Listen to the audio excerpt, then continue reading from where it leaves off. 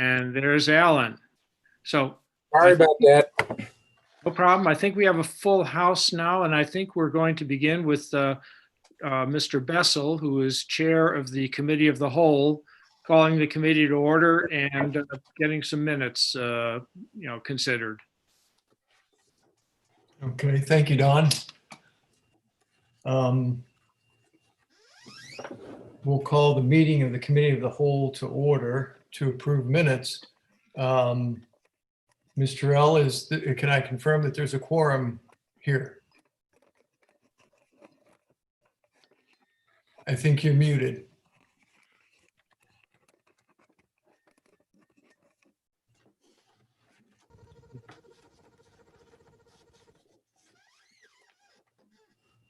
I think you're on mute.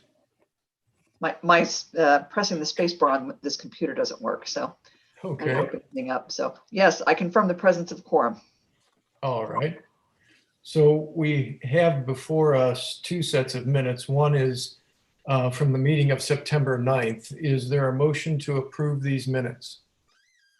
So moved. A second? Second. All in favor? Aye. Aye. Those opposed? Okay. Then we have another set of minutes from the meeting on September 25. Is there a motion to approve these minutes? So moved. Second? Second. All in favor? Aye. Aye. Those opposed? Okay. Mr. Bessel, Yes. if you would kindly note that I am abstaining, as I was at neither one of those meetings. I'm simply abstaining.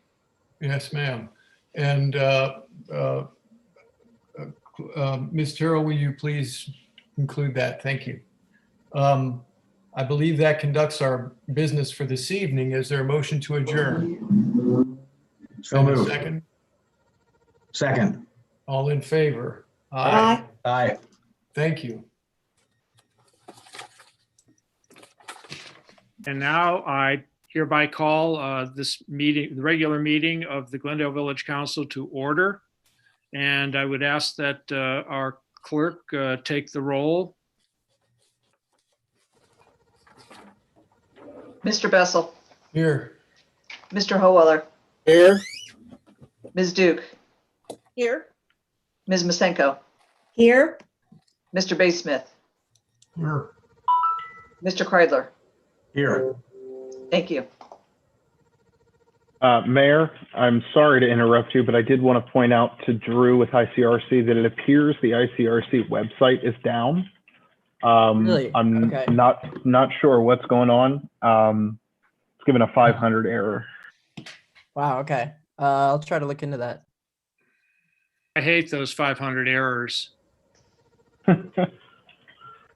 Okay, we do have a quorum. Madam Clerk, would you confirm that we have a quorum?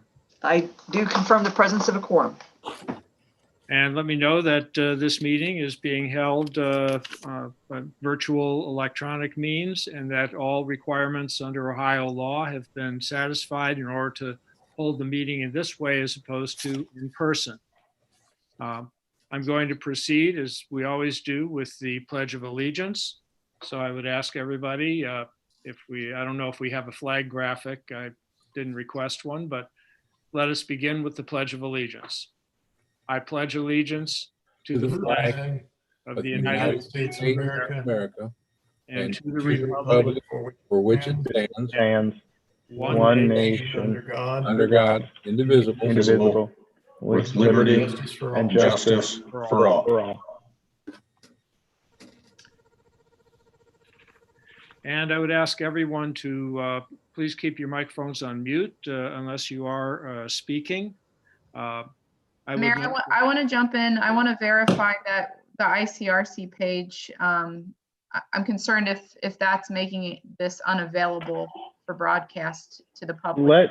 Let me work on this very quickly and see if I can't get the link replaced on the website. Yeah, if you go to YouTube, you can find the stream, and that one's up and working. But yeah, the website does seem to be not popping up at all. Okay, if it's functioning on, somewhere, that helps. Okay, thank you. Okay. That may be a problem, though, when we get to the part where people wish to speak to council. Is that correct?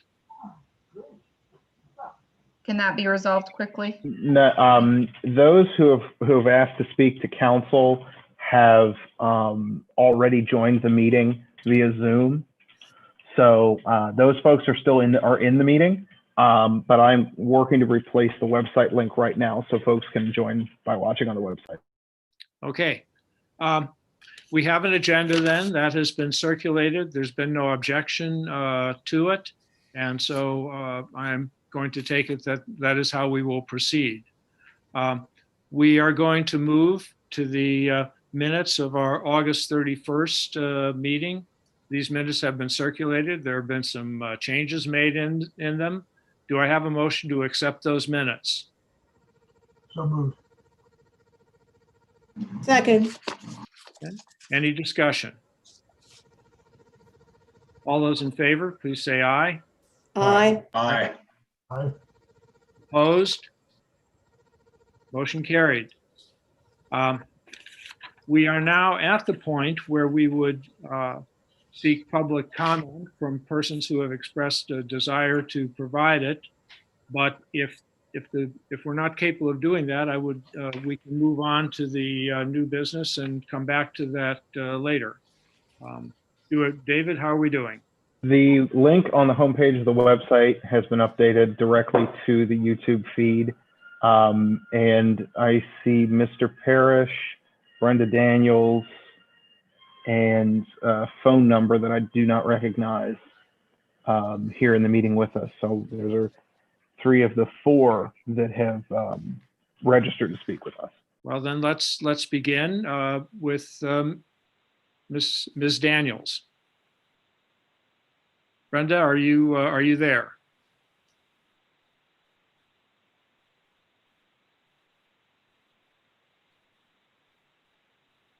I see her name there. Perhaps she needs to press her space bar. We can't hear you, Brenda. She's going to be rejoining the meeting by her iPhone. Okay.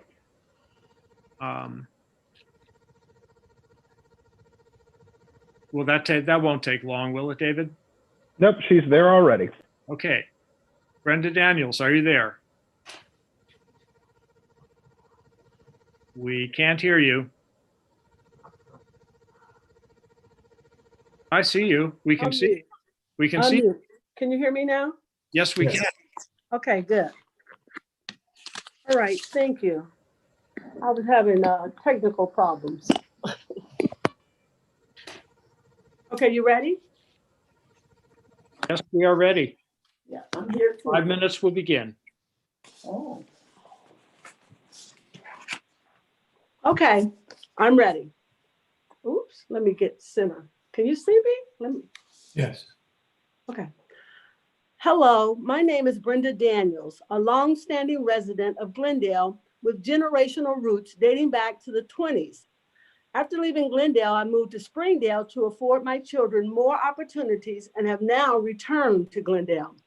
I attended the July forum entitled A Conversation, Dismantling Racism in Glendale.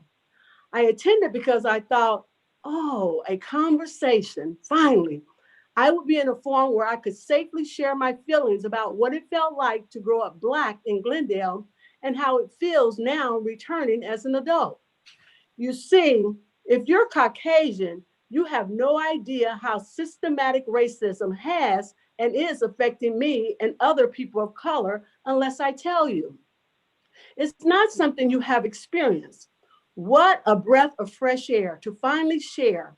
It was liberating. It was hard, but so needed. In my group, we shared, we listened, we empathized, and we made commitments to one another to continue the conversations. I was so hopeful. When I received the summary of the meeting, I pored over the comments, thought of new ideas, and waited for a possible task force on race relations to repair, rebuild, whatever. But all I saw and heard via council Zoom meetings was anger, resentment, and retribution directed toward the one person, Councilwoman Marilyn Duke, who had the insight and fortitude to be proactive and forward-thinking to put such an event together. It saddened me, and that's why I'm speaking tonight.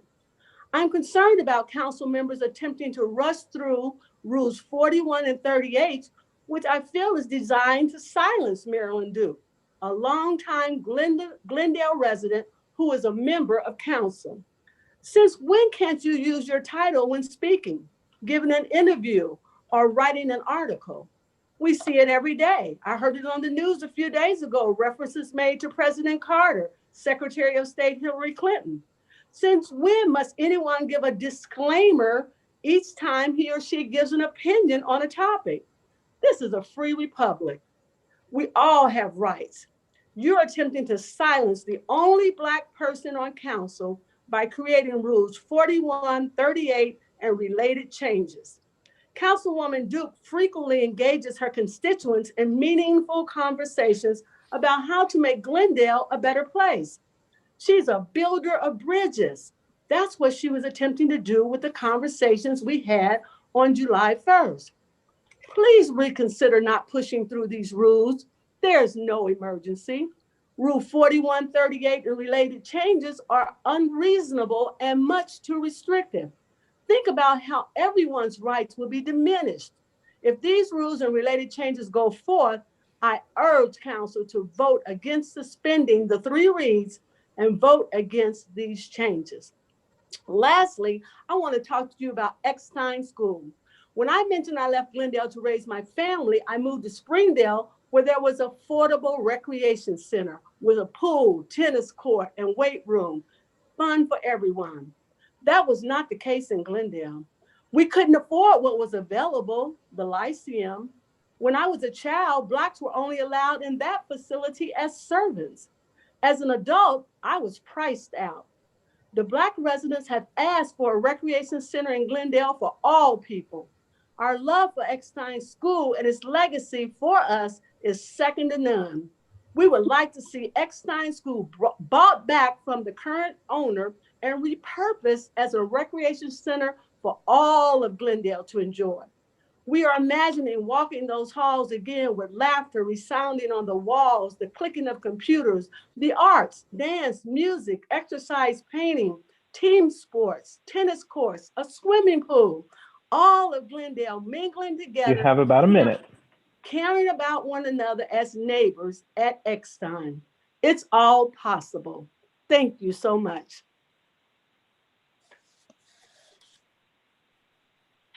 Okay, I see that we have, I think, Bill Parrish here. So I will ask him to speak next. Can you hear me? Yes, I can. Okay. Good evening, Council. My name is Bill Parrish of the Eckstein Cultural Arts Center at 220 East Sharon Road in Glendale. I'm here tonight to raise a couple questions as well as share a document for the record. It's been over 2 years now since the Eckstein School was awarded to M&O Realty for $25,000 and then transferred over to Denny Dellinger of Over the Rhine. Just a few weeks ago, Channel 9 did a story where we were discussing the building and when it was going to be renovated and sharing things about how the standards that were given to me, that after 90 days, after obtaining the building, then something has to be done with it.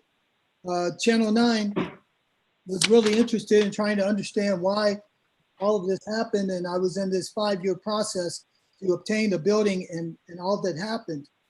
But I'm here tonight because the building requirements that were set for the building needing to be worked on, none of that has happened. It's been 2 years now. So question one, I'd like to know if the village can help me understand why nothing has been done to this point and when will development begin? So that's question one. Now, in this continually developing story, because Channel 9, I'm still in conversation with them, said that during the Channel 9 interview that the reason Wally Cordes said the reason why the Eckstein Cultural Arts Center didn't receive the bid was because we didn't show that we had the finances to do the work. That is a flat out lie. That is not true. And for public record, I would like to provide an email document from August 3rd, 2017 that contains a letter and detailed PDF application and proposal to the Proctor Fund, to whom we requested that they would cover all of our funds, including the transition time that we were going to be before the time we renovated the building and everything. That was all part of the bid process. This was a detailed application with the mission, the vision of the school, and a 3-phase process for over 3 years.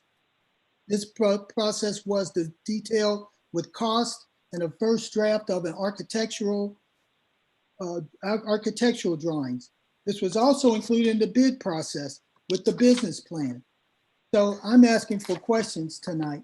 I've got questions tonight for council that for 5 years that I went through this process for you to give the building to someone who doesn't even live in the village, similar to what's going on with the Quinn Chapel situation. You guys are trying, you need to understand what systematic racism is. You need to understand it. I want to help you. I want to work with the village. I'm going to live here the rest of my life, I'm sure. But I need to help you understand what you're doing, the blatant part of that, and then to tell a lie that I didn't present the numbers that said how we were going to pay for the process of this building being renovated. Finally, 2 years later, 2 years, it's been 2 whole years. As part of our plan, we had planned that it would take 2.5 years for us to do the work on this, and we would be in the final part of getting that done. But now we have a building over here for $25,000. You give it to somebody who had no plan, no money, no nothing. And now I need council to help me and the village understand why this is happening. Now, towards Maryland, we have a systematic racism group You have about a minute. That's been meeting twice a month since June. Equal black and white, 20 people in this village. And we are addressing these issues. So the village will no longer be silent about what is being perpetrated through this situation. We got some great people in this village who want to work together for the good of the village. Thank you very much for the time. We have Dr. Ruth Wilson on my list indicating a desire to speak. David, is she in attendance? If I remember correctly from the planning meeting, I believe she's with Brenda Daniels currently. Is that correct, Brenda?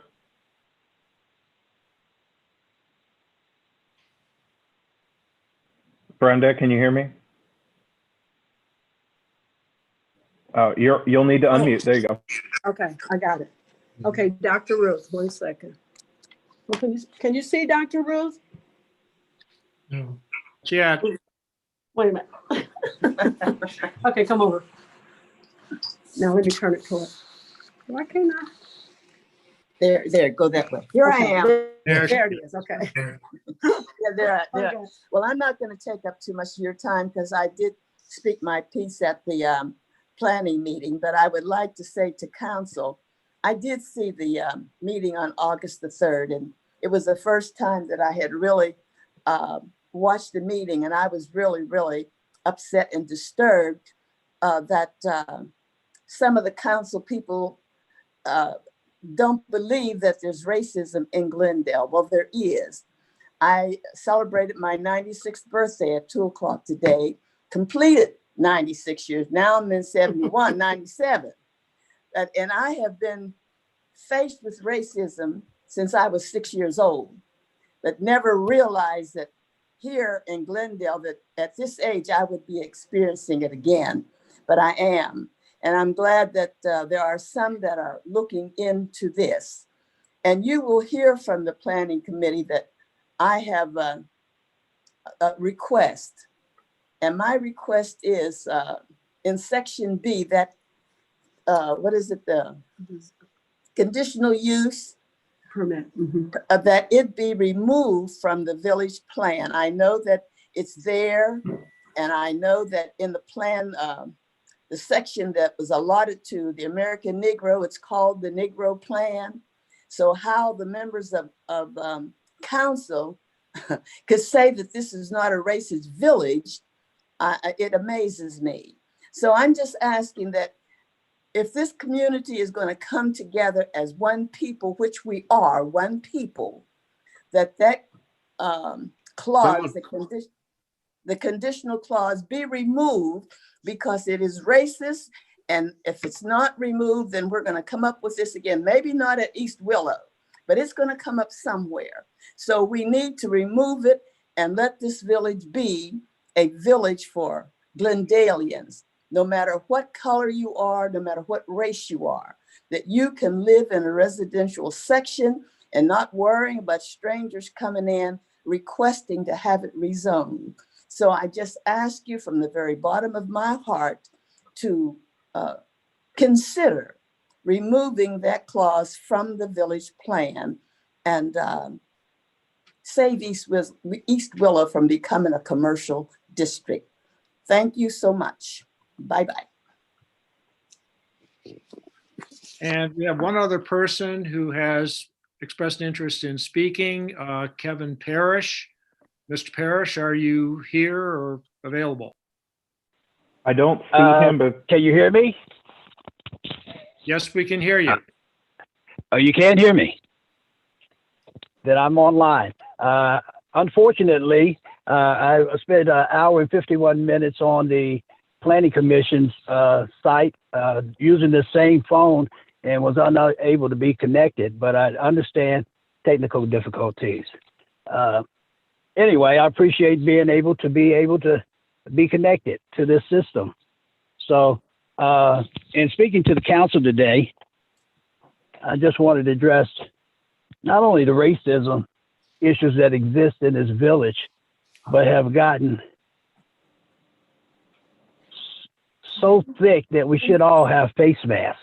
It's gotten so openly and blatantly directed at a double standard that you guys have gotten comfortable with it. We can see that in the actions you take. In notifying people in this community of certain dangers that exist in here, especially the work that you're doing on Sharon, where you notify those residents about the lead pipes that they're tapped into as possible being exposed to hazardous material. You forget that all of Glendale is under the same 100-year deteriorating system, and all the residents have a possibility of being exposed to the deteriorating pipes that exist here. Yet you don't feel a necessity to warn people of this danger that exists. Another problem that I'd like to address to council is why you haven't addressed the water issues that exist in the village of Glendale on a continuous basis. Every time we have a hard rain, the fire department spends much of its time pumping out basements and yards, 20 to 30 at each occurrence. You don't have to take my word for it because you spend a lot of your time on assassinating my character, and me being an African American, it's hard for people to get this type of in your face, accurate material from me and it be believable. But if you want this material, you can always ask for the EPA's reports of Glendale's history of water. And you can also go to Cincinnati Sewer District for their recommendations, which the arrogance in this community just makes them not take the advice of people. For example, the work that's being done on Sharon was recommended in 2005 that we tap into Cincinnati Water Works so we can start repairing the system that was bad then. 15 years later, this is the decision that the council makes. It's hard to understand unless you equate it to that we have real racism issues, black and white issues. You don't even acknowledge the fact that this was an abolitionist community, white heroes standing up against injustices of slavery. because that's just not popular in the white high social circles for white folks to help black folks. But it's a fact. This is the community you live in, and the underground tunnels that exist here cannot be just made to go away. We have a national historic designation, and yet you spend most of your time destroying that history. You have no significance for black existence. That's why you never have any plans for black folks in the planning commission. That's why ever since you got the building back from Princeton Board of Education, formerly known as the Village of Glendale Board of Education, then you've invested not any money, and especially since 2009 when you were forced to buy it back or so receive it back. And when the money came back for you renovating the elementary school, $2.5 million to renovate it. You have about a minute, sir. You still didn't put any money into the Village of Glendale. That shows where your heart is. To Mayor Lofty, you ran on your ticket for your first term in the black community that Eckstein School was going to be a priority on your list. We can see you've done everything but made it a priority. But the Glendale, you have to do better than this. Talking about racism is not doing anything about racism. Talk without action, just idle words. I thank you for your time. Thank you. Thank you. That concludes the people who have expressed a desire to speak to council. Mr. Mayor. Ms. Duke. Yes, thank you. I just want to acknowledge that council did receive written communications from Amy Baldridge, Katie Gary, and Sarah Wiley, who were unable to get on the list to speak tonight because they did not make the deadline, which occurred before the council packet came out and they were able to look at the council packet. So I just want to acknowledge the comments that we all should have received. Thank you. Thank you, Ms. Duke. We will now proceed to the new business, and we will start with the ordinances, beginning with ordinance 2020-33, an ordinance appointing Glendale volunteer firefighters, establishing a one-year probationary period, and declaring an emergency. Chief Hardwick, yes, you're here.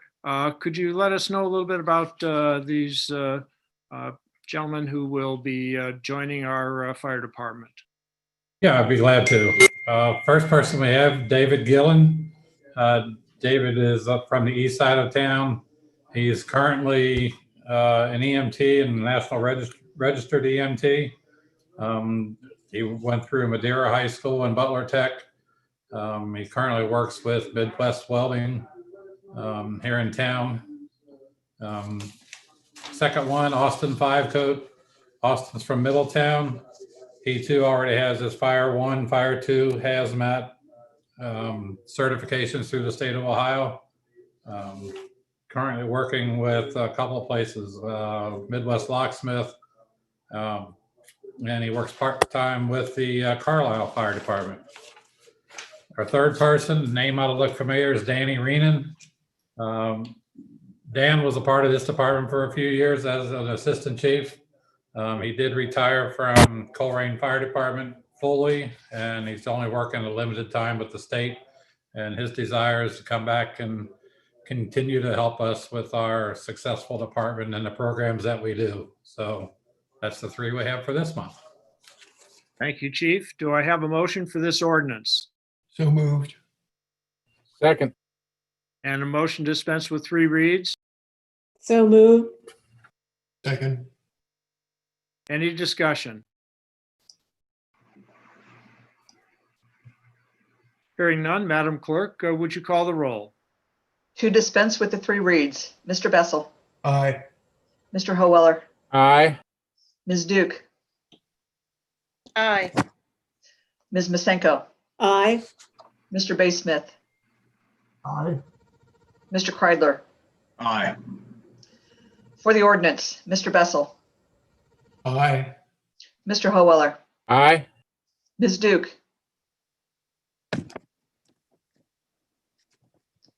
Ms. Duke, Aye. thank you. Ms. Masenko, Aye. Mr. Basemith, Aye. Mr. Kreidler, Aye. thank you.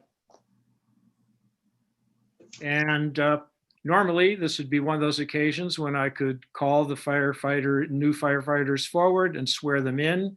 However, I cannot do that online. So the chief and I will make arrangements for a swearing in at some later but very soon date.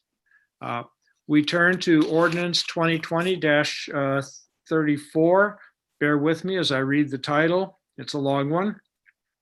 An ordinance amending Chapter 33, Town Hall, within the Glendale Codified Ordinances, to wit, rescinding and replacing sections 33.01, rental for meetings, section 33.02, rental fee hours, organizations, and section 33,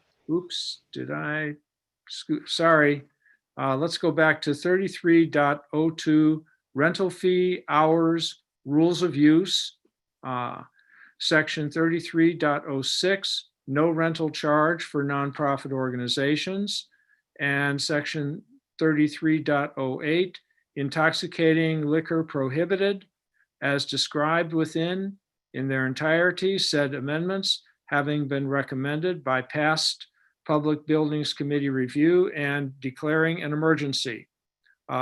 Mayor, if I could jump in on the second line, rescinding, RESENDING should be amended, RESCIND.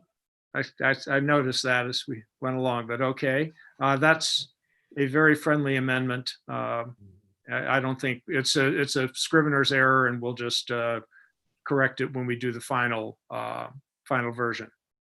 So with that, I would ask for a introduction of this ordinance, a little background on it, either possibly our buildings chair or Mr. Cordes.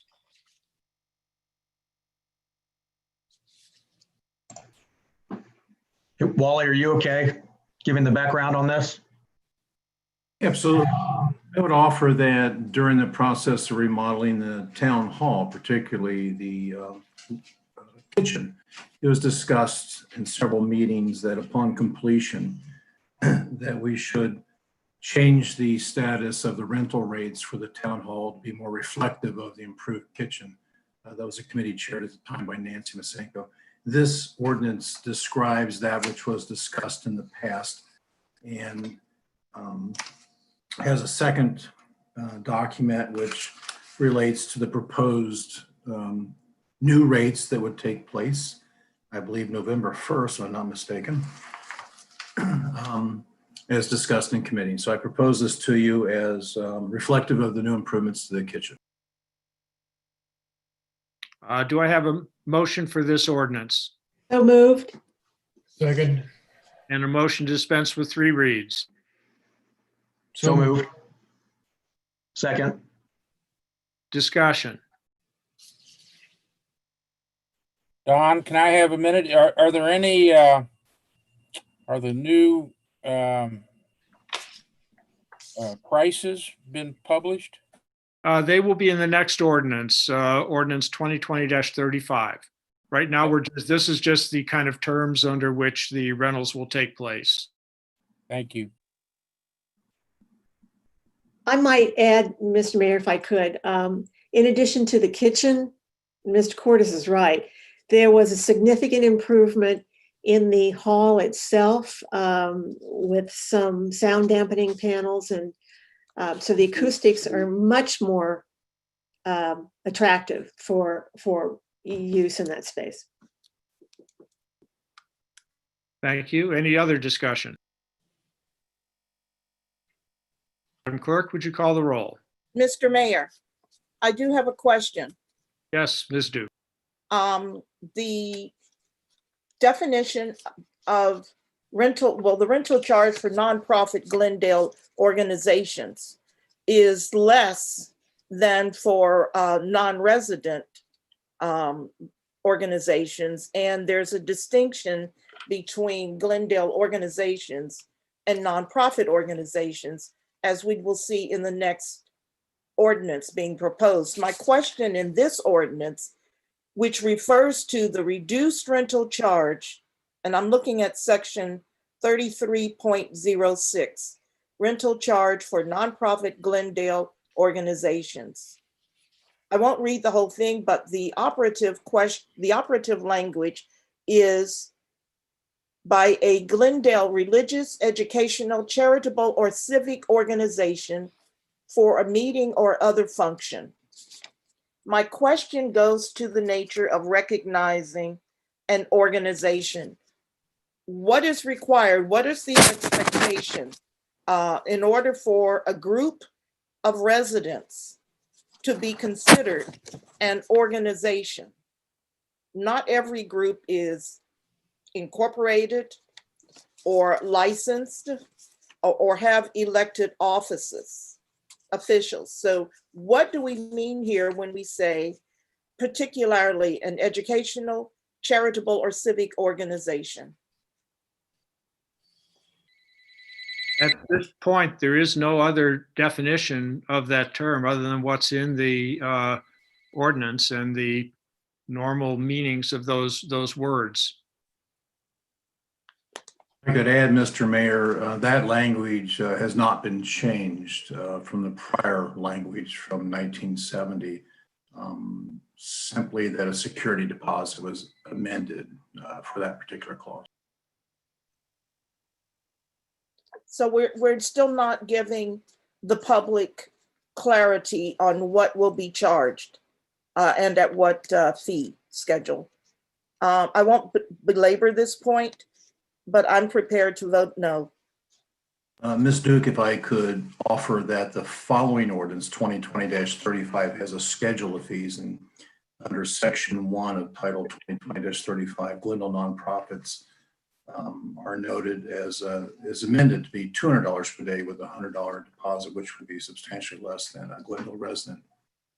And that is my concern, because for one kind of organization, it's $500 a day. For another, it's only $200 a day. And for some groups of people in Glendale, the difference between $500 and $200 is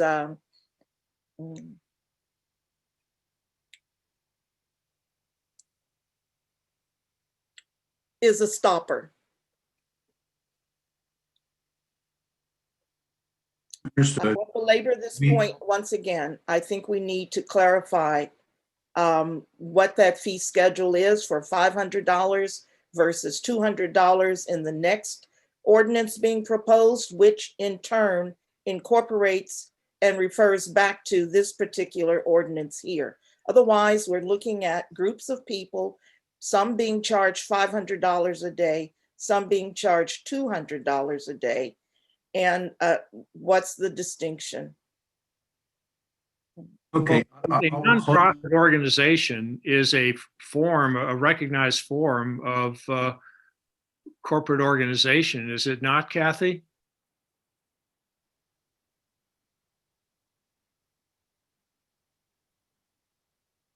Can't hear you. My space bar was not working either. Yes, it would be a federally recognized form of organization. So if they are recognized by, I didn't realize it was federal. I thought that possibly state of Ohio could recognize. Yes, there's the IRS code, and then at the state level, there's the charitable registration and recognition. I understand that. I'm saying aside from that, because that is clear, having an 501c3 or C4 status makes it clearly nonprofit. But this language refers to a Glendale religious, educational, charitable, or civic organization. And there could be a group of individuals who are talking about educational matters, but are not formally incorporated much less recognized with a 501c3 or C4 status. I'm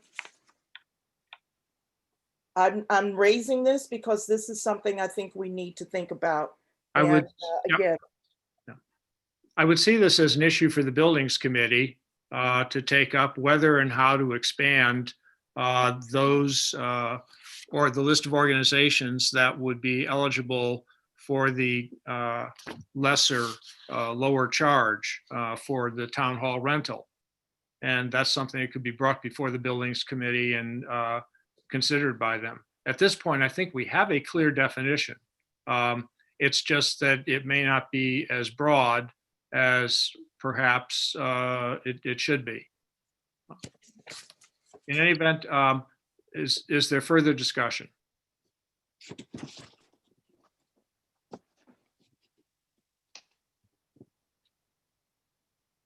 Okay, now I've lost my track. Do we have a motion on the table here? Yes, We do. we do. Okay, Madam Clerk, would you call the roll?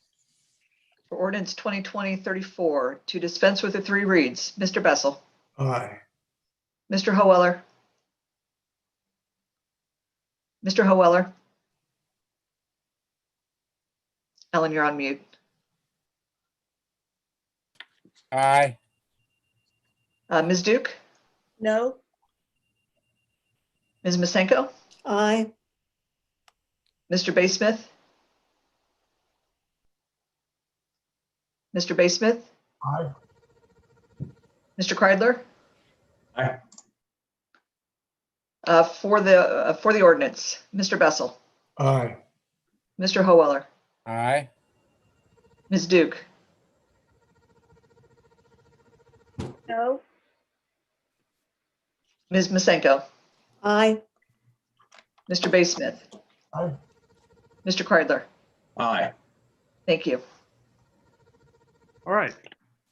Next ordinance is 2020-35, an ordinance establishing the Glendale Town Hall rental rates as authorized by Chapter 33, Section 33.02 of the Glendale Codified Ordinances. Said rates having been recommended by past Public Buildings Committee review and declaring an emergency. Since this one is related to the previous motion, I'll just go straight to asking, is there a motion for this ordinance? So moved. Second. And a motion to dispense with 3 reads? So moved. Second. Discussion. Mr. Mayor, just to make sure everyone did see the revision this morning, it is, as discussed, it is $200 per day for the Glendale nonprofit organization. It's still at the $100 security deposit. Thank you. Any further discussion? simply to point out that, and this is what I was referring to in the previous ordinance, a Glendale resident or organization is to be charged $500 per day and the $100 security deposit, whereas a Glendale nonprofit organization may be charged $200 per day and a $100 security deposit. This is in section 1 of this ordinance here. I simply wanted to bring this out.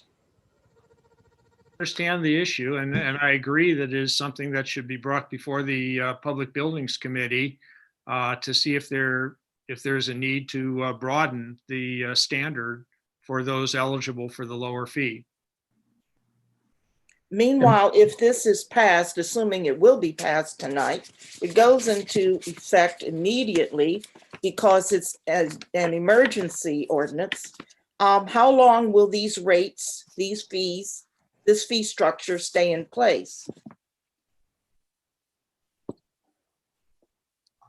They go into effect November 1st, but Ms. Duke, why don't we talk offline, because you do make a good point about a 501c3 versus a Glendale charity.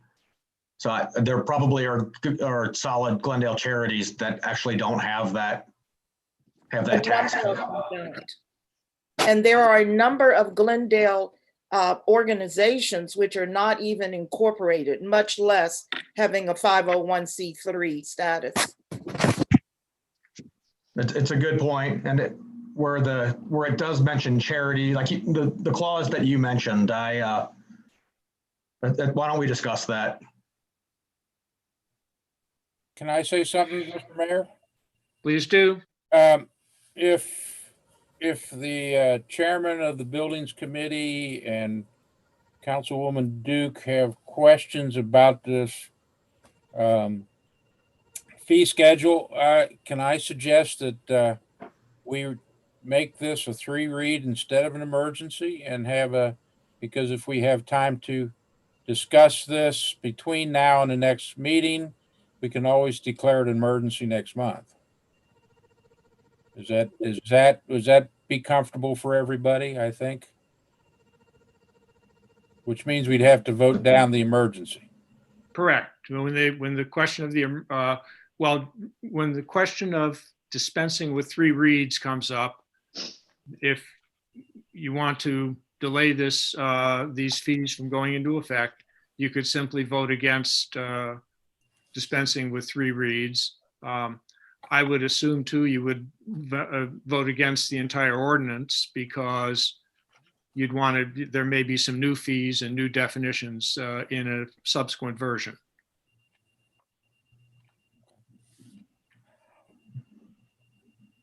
Is there? Agreed. I wonder, Mr. Mayor and Mr. Howeller and everyone, if this is acceptable, except there's need for greater clarification on charitable or on nonprofit, could we not just pass this and at the November 1 meeting, bring a change if it's necessary at the November meeting? But I think what's here encompasses many of the organizations that might fall under nonprofit. And this way we've got a policy we can use until we get to until we get to November, if it in fact needs to be changed. Some real concerns about the organizations and whether or not they're recognized as organizations. I'm thinking of, for instance, book clubs. Okay. Yeah, that would be a good example. So Kathy, if we're saying there's a nonprofit organization rate, do they have to be a nonprofit, or if they're an organization recognized in Glendale that is not in the business of making money, could it fall to that category? I think any absent additional definition to clearly define that, that's typically presumed to be a formally recognized nonprofit organization. I see. So there may be a need, if you intend to use the informal organizations as well, to add some additional language to capture that. Okay. And that can be done either by an amendment to this approved piece of legislation, or we could simply put it off. What if it said Glendale nonprofit, or what if it said Glendale civic organizations or nonprofit organizations would be the $200 category? I think so. I think even in that case, it might help to define civic organizations. That could be its own definition, certainly, but it would be helpful to have that defined to intend what the council is talking about this time. May I suggest we proceed with approval, because if we are going to make the hall available, the holiday season is coming up and the purpose is to use it. So let's make it available. I would propose, if we're going to move forward, how about if there is a change to the ordinance that we are on now to read Glendale civic organizations and or Glendale nonprofit organizations. And that lets it potentially pass tonight with some allowance for a civic organization. The term and/or nonprofit kind of shows that there's separation between a civic organization that could be a nonprofit or just a civic organization. And that would allow us to have our rates in place, as Jeff said, for the holiday season.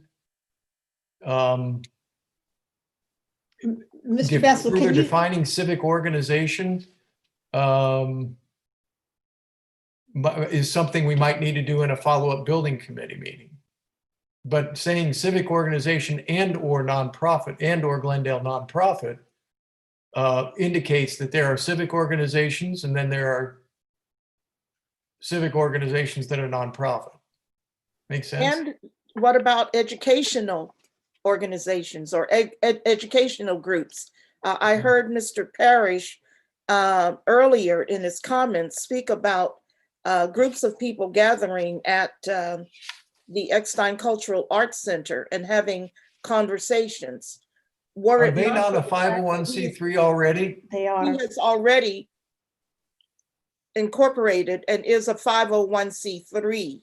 Right. However, if there are other such groups of people who are routinely or periodically gathering for whatever educational reason, would they fall within the category of the nonprofit, civic, or educational? They're certainly, I don't know if they would be nonprofit. I don't know if they would be considered an organization. I think if they're an educational organization who gather. Yeah, if they're an educational organization, they're either going to fall under the nonprofit because of their formal recognition, or I would consider them to be part of the informal civic organization. Yeah. Now, that's not to say we cannot arrange for the committee to meet and discuss that and make sure that it's clear moving forward at the next meeting, but I think that will cover it at this time for the interim. I'm glad we're having this extensive conversation because at least we're going on record raising these issues. Again, I am not prepared to vote for this. I would prefer to have 3 reads on this. I don't see the rush to enact this effective today. We have November, and that gives us 30 days to meet and further discuss this. Mr. Cordes? Mr. Cordes? Go ahead. Are you seeing any interest in renting the space in November or now? Do you have any interest in rentals? At the current time under COVID-19, we do not have any. Okay, okay. So there's no rush. Good point. Good point.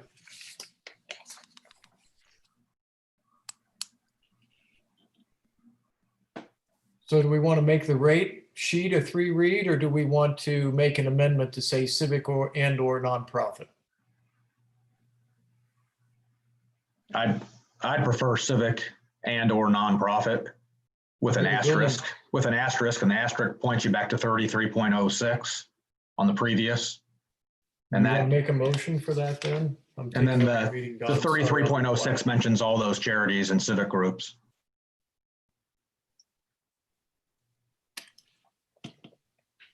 So it reads Glendale nonprofit and charitable organizations? Do you think, Ms. Ryan, do you think charitable or civic? Civic. Oh, sorry, civic. Civic. Sorry. Okay. All right. Let me ask another question. This is just one more thing. Go back to the previous ordinance, 2nd page. Hall by Glendale religious, educational, charitable, or civic organization for a meeting or other function.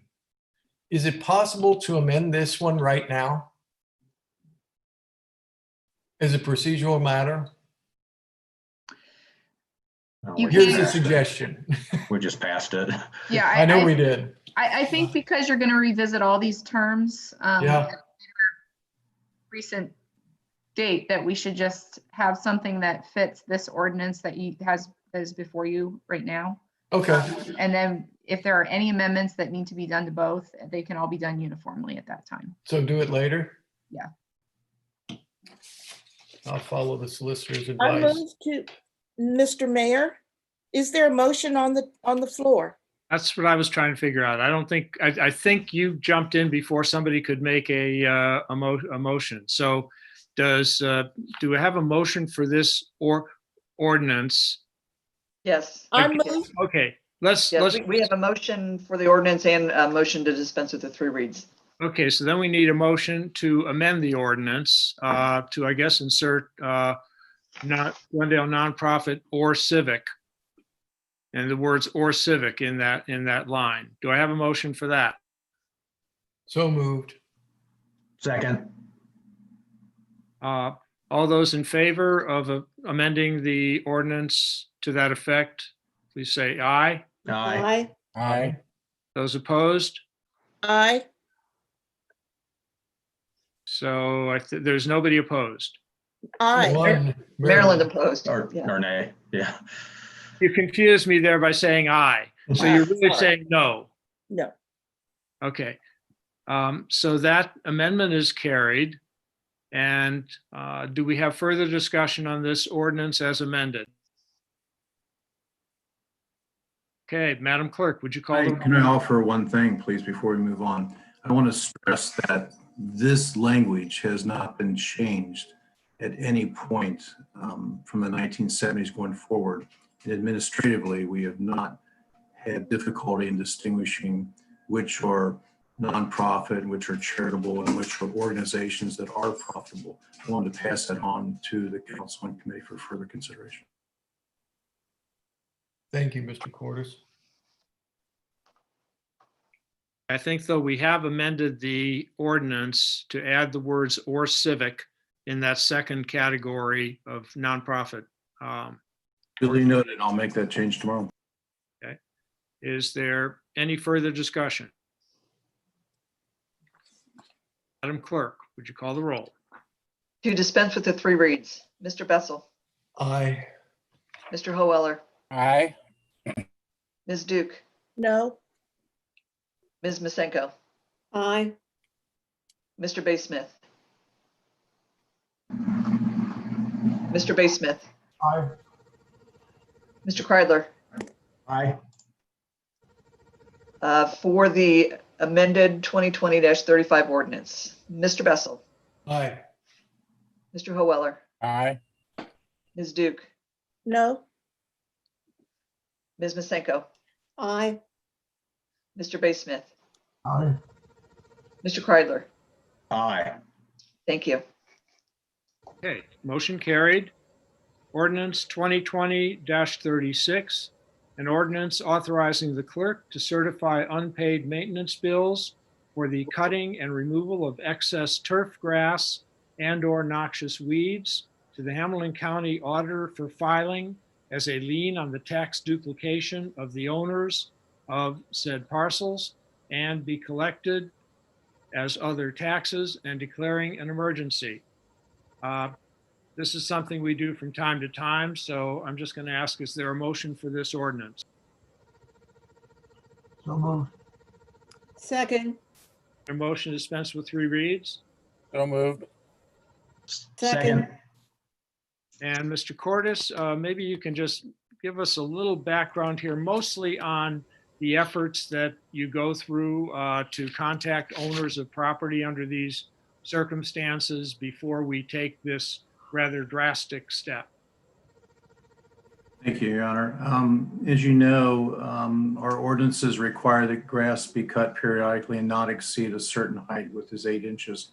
When we do observe, Mr. Dick Weber, that is, our code enforcement officer, observes the grass being excessive length, he reaches out to the homeowners, the tenants, or the bank, and notifies them that the grass needs to be cut. After a certain period of time, after a certified letter is sent, we notify them that we will then cut the grass and bill them. And if they don't pay, then we will put it on their tax bill as a lien, so that when the property is paid or the taxes are paid, the Village of Glendale is made whole on our expenses to keep them in compliance with our zoning. Thank you. Any discussion of this ordinance? Would you call the roll? For ordinance 2020-36, to dispense with the 3 reads, Mr. Bessel, Aye. Mr. Hoeller, Aye. Ms. Duke? Ms. Duke? Aye. Ms. Masenko? Aye. Mr. Baysmith? Aye. Mr. Kreidler? Aye. For the ordinance, Mr. Bessel? Aye. Mr. Hoeller? Aye. Ms. Duke? Aye. Ms. Masenko? Aye. Mr. Baysmith? Aye. Mr. Kreidler? Aye. Thank you. Motion carried. We turn to ordinance 2020-37, an ordinance amending rules of council and declaring an emergency. Some of these amendments arose out of meetings of the Committee of the Whole, chaired by Mr. Bessel. Mr. Bessel, would you care to give us some background here? Yes, Mr. Mayor. The Committee of the Whole met to discuss the council rules, review those, and potentially bring changes or revisions to council rules and review policies. As a part of that review, it was determined that some of the council rules we wanted to make revisions to or add components. We relied on our solicitor to draft up documents which were reviewed in a subsequent meeting. In that meeting, there were some changes made as we met and discussed this. And this reflects the final decisions of that Committee of the Whole of the members that met. This particular ordinance deals with council rules and it reads Rule 41, personal advocacy of issues by mayor and or council members in use of village elected title. Mr. Bessel, would you care to make a motion for this ordinance? Yes, I'll make a motion for the ordinance. And a second? Second. Excuse me, Mr. Mayor, I think Mr. Bessel was referring to ordinance 2020-41, and I understand that we are under ordinance 2020-37. Is that correct? Or what is? We are under 37, yes. But there is a new Rule 41 that is being added by ordinance 2020-37. It is a little confusing. It is. I apologize. It is a little confusing. Okay, so we do have a motion and a second. And do we have a motion to dispense with 3 reads? So moved. Second. Should point out that the specific amendments here are listed on the very last page of the copy of the rules, the new rules, which is attached to the ordinance. At the very bottom, you will find under October 5th, a list of the changes, which the only really substantive one in my mind is the new Rule 41. And I'm just saying that for the help, for the convenient reference for anybody who might be listening. Mr. Mayor, I'd like to state here up front that I will be voting against suspending 3 reads. And I will also be voting against these ordinance should they move to an up or down vote this evening. We have heard from several residents who have informed the village that the council packet was publicized well after Friday, 5:00 p.m., which was past the deadline, which could be met for them to participate and speak on these ordinances and the resolution. And so I know, and we all know, that these are controversial measures of which the public has not had a real opportunity to review or to look at or even to comment on. And to rush these through as an emergency measure or measures tonight flies in the face of good governance, in my view. Therefore, I will be voting against suspending 3 reads, and I will be voting, if it goes to a yes or no vote, against these ordinances tonight. Any further discussion? Yeah, Mr. Mayor, I'd like to point out, we had 2 public meetings where anybody was welcome to attend. They were welcome to insert their input, and basically no one showed up. So I have to disagree with Ms. Duke that there wasn't time or there wasn't an opportunity for people to be there and make their points known. And I think that these are rules that are quite common on most other councils, and as we go forward, the rules of council every year get reviewed and approved. And so this change, basically, that is the biggest change, but there's a couple other things that we changed. And I think that we just need to move forward and get off of this and get back to work that's important to our village, instead of this kind of minutia stuff that the only people that it affects are those of us who are on council. Mr. Mayor and council members, I disagree. Firstly, this affects any council member, any elected official who is trying to represent residents rather than representing council as a whole. This is not minutia. And yes, there were 2 meetings in September. Those meetings had a publicized agenda, which came out of the August 3rd council meeting, and which was limited in scope to those specific allegations, false as they were, to address council rules regarding use of title for personal agenda, use of village assets for personal agenda, and other such unfounded accusations. The public was not given an opportunity to address other issues because they were not the subject of the meetings in September. There were suggestions for conversations. There were suggestions for a new committee or a task force. There were positive suggestions, none of which have been addressed, except these very limited items that the critics spoke of on August the 3rd. This is far from minutia. This is part of the anger, the frustration, the fear that our village is trying to grapple with and that we are struggling with.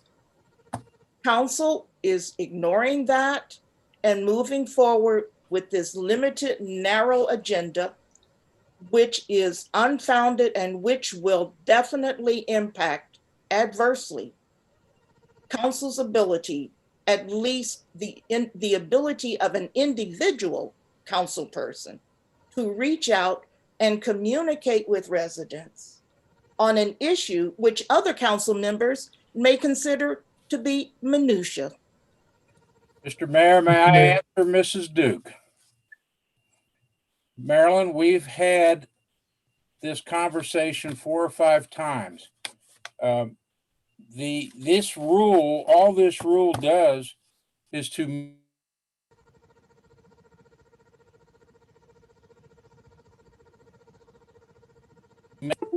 and that is something that these rules are for the council to follow, not necessarily for the entire community. If a community member comes to you with a problem, it is to be referred to council, not you take it on as a agenda problem. This is something that we don't work as individuals on a council. We are elected officials that represent everybody. And for you to say that the concerns were unfounded is just untrue, Marilyn. These concerns are very founded. The position that you had put us in as council people, because of your use of your title with a private meeting. Your meeting was not open to everybody. Your meeting was a private meeting, and you've blamed that on the corona. And I'm sorry, that's just not right. And what we've done here with these rules, we are trying to say any of us who have a individual concern can spout that off. We can say it whatever we want it, but we have to make sure that it is not considered a position of everybody on council. And that's what you did, and that's why we've had to come to this. So I'm sorry if you think that your position was special. It's just not, and I'm sorry about that. Mr. Mayor, if I may, I have one other comment I'd like to make here, and listening to everyone, and I would like to speak also to clear the facts. Ms. Duke, Mr. Bessel has the floor. Just taking all of this in, and I'll try to make it kind of general here.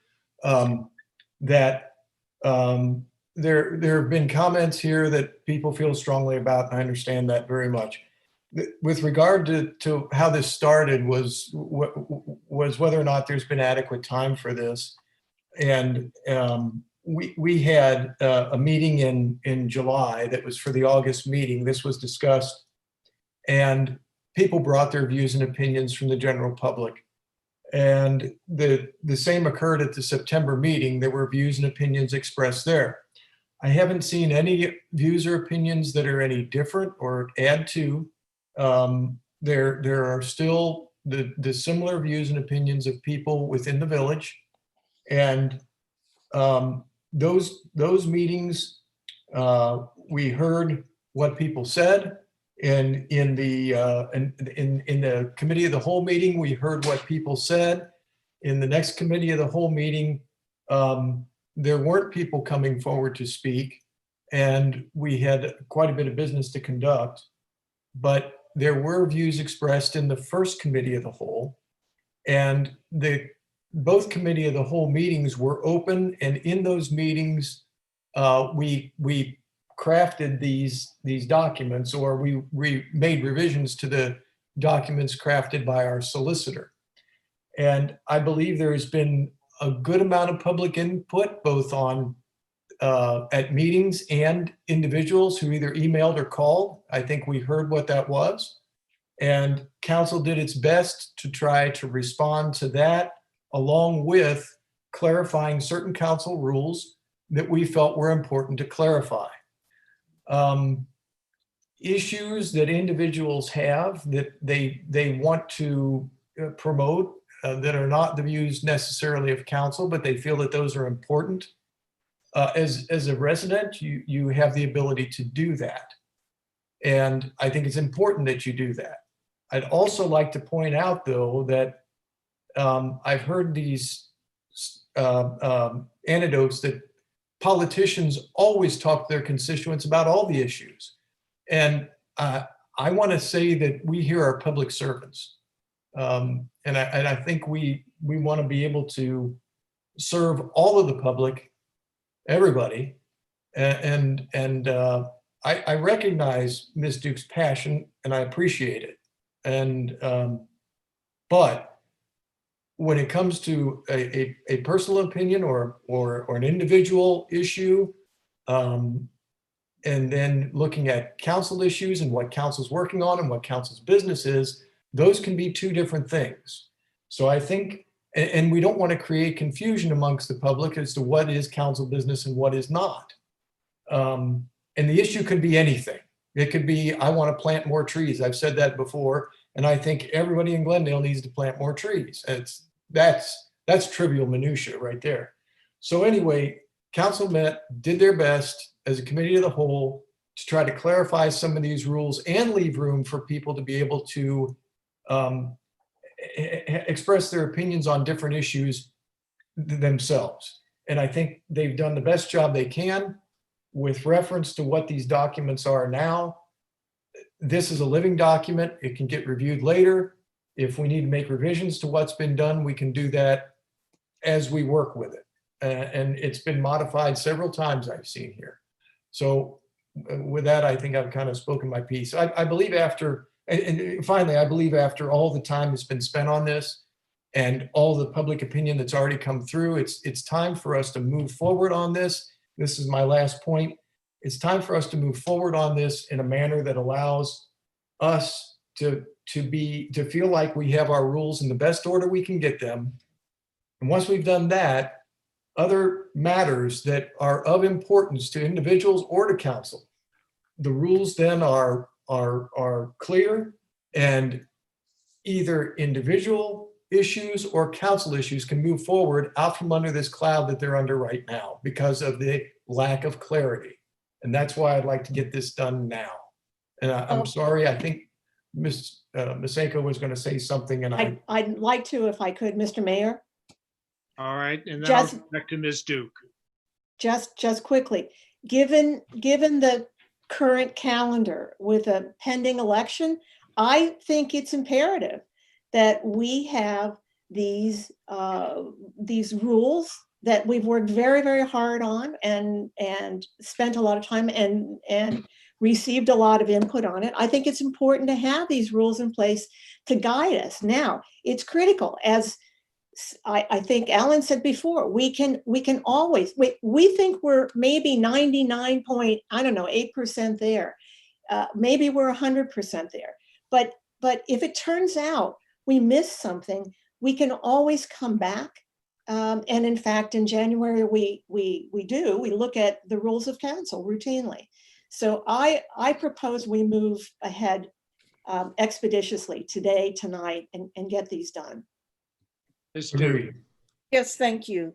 Couple of things I'd like to address. Firstly, personal versus governmental and matters of interest for this council. The matter of dismantling racism in Glendale should be a matter of governmental interest and a matter of interest for this council. I'm the one, as a councilwoman, who expressly stated, I am reaching out to engage the residents in a conversation to obtain information for presenting to council.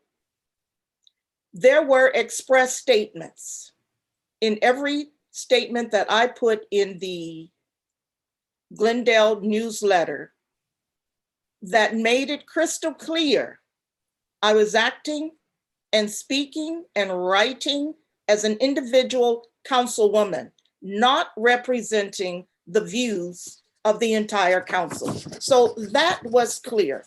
Let me move on to the second point, and that is the matter of racism and dismantling racism being a matter of public interest in Glendale. And it should be a matter of interest for this council. It certainly is a matter of interest for the Ohio Municipal League, which had a webinar on, quote, foundations of systemic racism in Ohio communities and action plans for change. Each of us could have participated and attended that webinar. I certainly did. Others may not have known about it or felt it was minutia or felt it was not of interest. The Ohio Municipal League, in conjunction with the Hamilton County Municipal League, had a webinar on real action, quote, advancing racial equity in your city. The Urban Land Institute had a webinar on exploring our histories, race and development, meaning economic or land development. Grants, the Efficient Government Organization is offering financial grants on the topic of white privilege, racism, and advocacy grants. The US federal government is offering federal grants on violence prevention interventions that incorporate racism, discrimination prevention grant programs. And there are numerous articles that appear virtually each week or each month in Governing Daily, which addresses racism, such as how can local government address systemic racism? Another one, Racism and Rights, America's Long Complicated History. And then there is Legislative Watch. A bit long, States and you start dismantling systemic racism. The point being that these webinars and these matters of public interest do not escape Glendale. The question is how and what are we doing with it? It is far from minutia. And I am really appalled, yes, hurt, yes, frustrated, yes, angered, yes, that my colleagues on council do not regard this as equally important as I do. There's a lot of fear in this community. There's a lot of anger and frustration. Duke, you're going to have to wrap it up. You're going to have to wrap it up. You are getting off topic and you're going on too long. Well, Mr. Mayor, the point is addressing the fear and the divisiveness that Mr. Howeller was speaking to earlier, and what Mr. Bessel and Ms. Masinko described as the need to move on. Okay. Any further discussion? All right. Madam Clerk, would you call the roll? To dispense with the 3 reads, Mr. Bessel, Aye. Mr. Howeller, Aye. Ms. Duke, No. Ms. Masenko, Aye. Mr. Baysmith, Aye. Mr. Kreidler. Aye. For the motion, Mr. Bessel, Aye. Mr. Howeller, Aye. Ms. Duke, No. Ms. Masenko, Aye. Mr. Baysmith, Aye. Mr. Kreidler. Aye. Thank you. We are turning to ordinance 2020-38, an ordinance adopting an electronic media policy and declaring an emergency. Mr. Bessel, this one also comes from the Committee of the Whole. Can you give us a little background? Yes, I'll try. As we were working through these changes and policies, bear with me a second. One of the things that was noticed by Ms. Ryan as she was drafting these documents was that many communities have an electronic media policy that applies to all village personnel, employees, council people, et cetera. So village officials. And a lot of what is here is already in place in other municipalities. It works well. The administrator, Cordes, looked at it, and Mr. Lumsden both looked at it and thought it was good because it does encompass the employees along with the other village officials. So you have one policy that kind of covers all of your electronic media. The other good thing about it is that as the village has seen electronic media change over the years, they've tried to keep up. This is a policy that relates more to all forms of media that we use today. And so it's more comprehensive and up to date. Mr. Bessel, are you making a motion for this ordinance? So I'll make a motion for this ordinance. I'll second it. And a motion to dispense with 3 reads? So moved. Second. Discussion.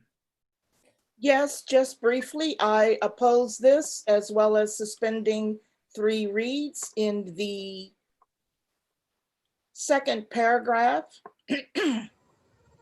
This proposed ordinance refers to the usage of personal information, the policies related to council members' usage of title and advocacy of personal issues, and the village's goals as they relate to electronic records, media, and communication.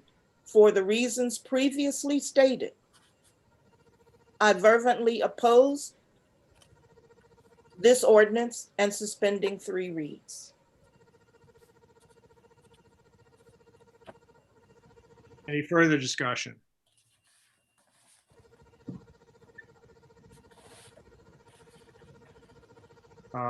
Madam Clerk, would you call the roll?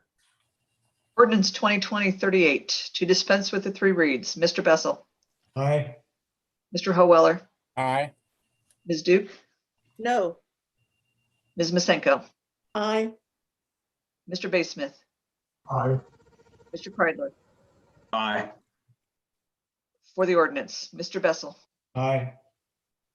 Mr. Howeller, Aye. Ms. Duke, No.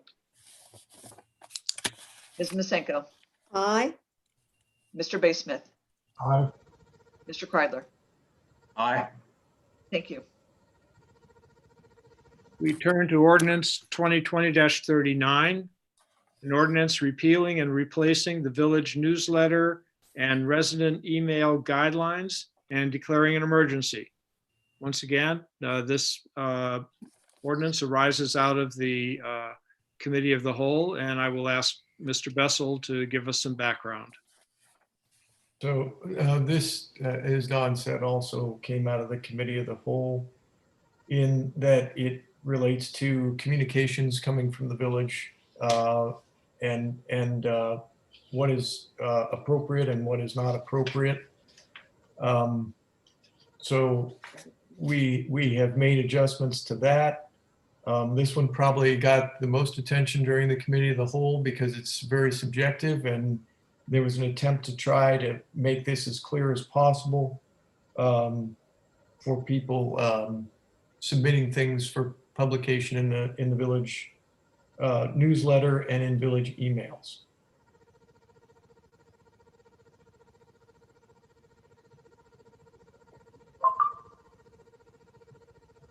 Further discussion? Yes, for the reasons previously stated, I oppose this ordinance and suspending 3 reads. Additionally, I oppose this because it addresses village officials' personal email accounts. And it's not simply council members' personal email accounts, but it's also the email accounts for village appointed or other elected officials. Village appointed officials would include members of the advisory boards, the planning commission, and so many other volunteers with village government who use their personal email addresses to conduct village business, that it brings all of their personal matters within the scope of this new electronic media policy. We just had a meeting of the planning commission this evening, and every one of them have to use their personal email addresses to conduct village business. I oppose this, and I oppose suspending 3 reads. Okay, I hope I'm not on the wrong ordinance here. I think we're on the newsletter ordinance, are we not? That's what I thought, yes. Are we on ordinance 2020-38, electronic media No, policy? we just passed that one. Now we're on 2020-39, which is the newsletter and village resident email. Village resident email. Mr. Mayor. Okay. So I think I would make a motion for this ordinance. I think I would second it. Councilmember Bessel, there will be a motion, I believe you had mentioned, to amend Right. the ordinance prior to passage. There was a potential amendment that's been brought to my attention from the old newsletter policy. So we had the old newsletter policy, and we've attempted to rewrite this to update it. In the old newsletter policy for nonprofit organizations, et cetera, there was language that says, and I'm reading from the old policy, as a service to Glendale nonprofit organizations, residences, churches, associated schools, and associated organizations, these entities may be considered for inclusion in a Friday newsletter to report an event as a second order priority to government events. We have this nonprofit community and business section, and I think in an effort to tone it down a bit and take away as a service to, we're doing this, and as a second order priority to government, we would do this. And we attempted to tone that down because it is first and foremost governmental information coming out and notices. And I don't think it's terrible that we did that, but we lost the piece that says we would publish these, we would consider publication provided, and this is from the old one, provided the resident or organization is or is associated with a governmental, church, or school entity, and the information is pertinent to Glendale residents. So as an amendment, I would propose in the current writing, we would add that language at the end of the first sentence under upcoming events. Wait. So section 2 from the nonprofit community, Roman numeral 2, upcoming events. I would propose an amendment that would say at the end of the sentence, considered for inclusion in the newsletter for events open to all residents, I would suggest we add, provided the resident or organization is or is associated with a governmental, church, school, or nonprofit entity, period, and then follow that with events, meetings, or messages of political nature will not be published. So that's my suggested amendment. I think you're muted, Don. Sorry. I'm a little confused. Just to point of clarification, the whole sentence reads, Glendale nonprofit organizations, residents, churches, associated schools, and associated organizations may submit information to be considered for inclusion in the newsletter for events open to all residents, provided that the resident or organization is associated with, and it sounds like you're repeating the list of organizations from the beginning.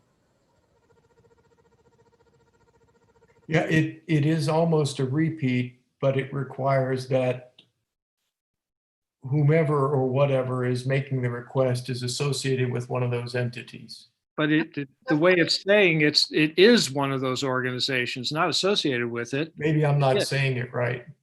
And I'm just not having trouble following. Maybe that's me. Okay. Mayor, I think you missed one little, it says is or is associated with, and then it goes on to list them.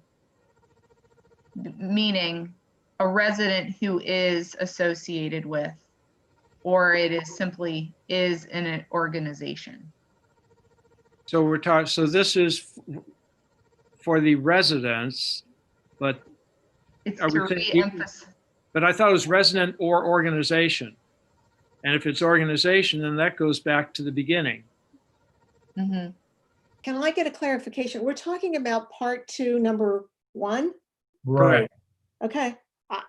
Yeah, all right. But I think I don't, Mike, trying I to don't see. rewrite it, the part that we missed is that whoever, whatever is submitting is associated with some a Glendale organization. Am I saying that right, Wally? I think you were trying to. Hey, Mike. Sir, I think maybe you could start off with upcoming events, residents associated with, or Glendale nonprofits. Maybe that'll resolve the issue. Perhaps. I know that was important in our previous newsletter and that's something you wanted to maintain. Well, I struggle a bit with the idea, the concept here. And Okay. again, maybe I'm just not understanding it.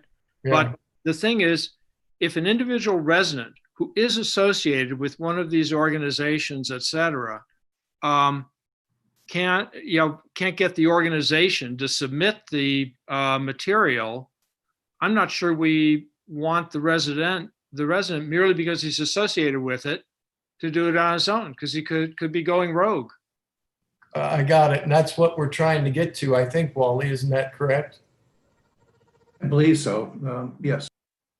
And in that case, may I suggest to just simply strike the term residents, so it would read Glendale nonprofit organizations, churches, associated schools, and associated organizations may submit information to be considered for inclusion in the newsletter for events open to all residents. The presumption being that at all times it's going to be some individual acting in an official capacity on behalf of any of those entities. I think that would solve it as well. I agree. Agree.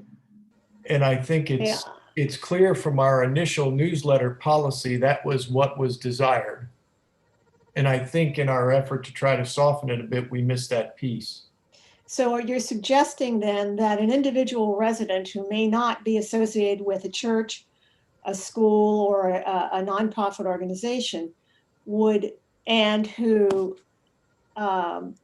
is attempting to, I don't know, pull together a community discussion on a topic that would benefit the community and is open to the entire village, that person wouldn't, and this is a program that is fully formed, and this person would not be permitted to have this announcement in the Friday newsletter.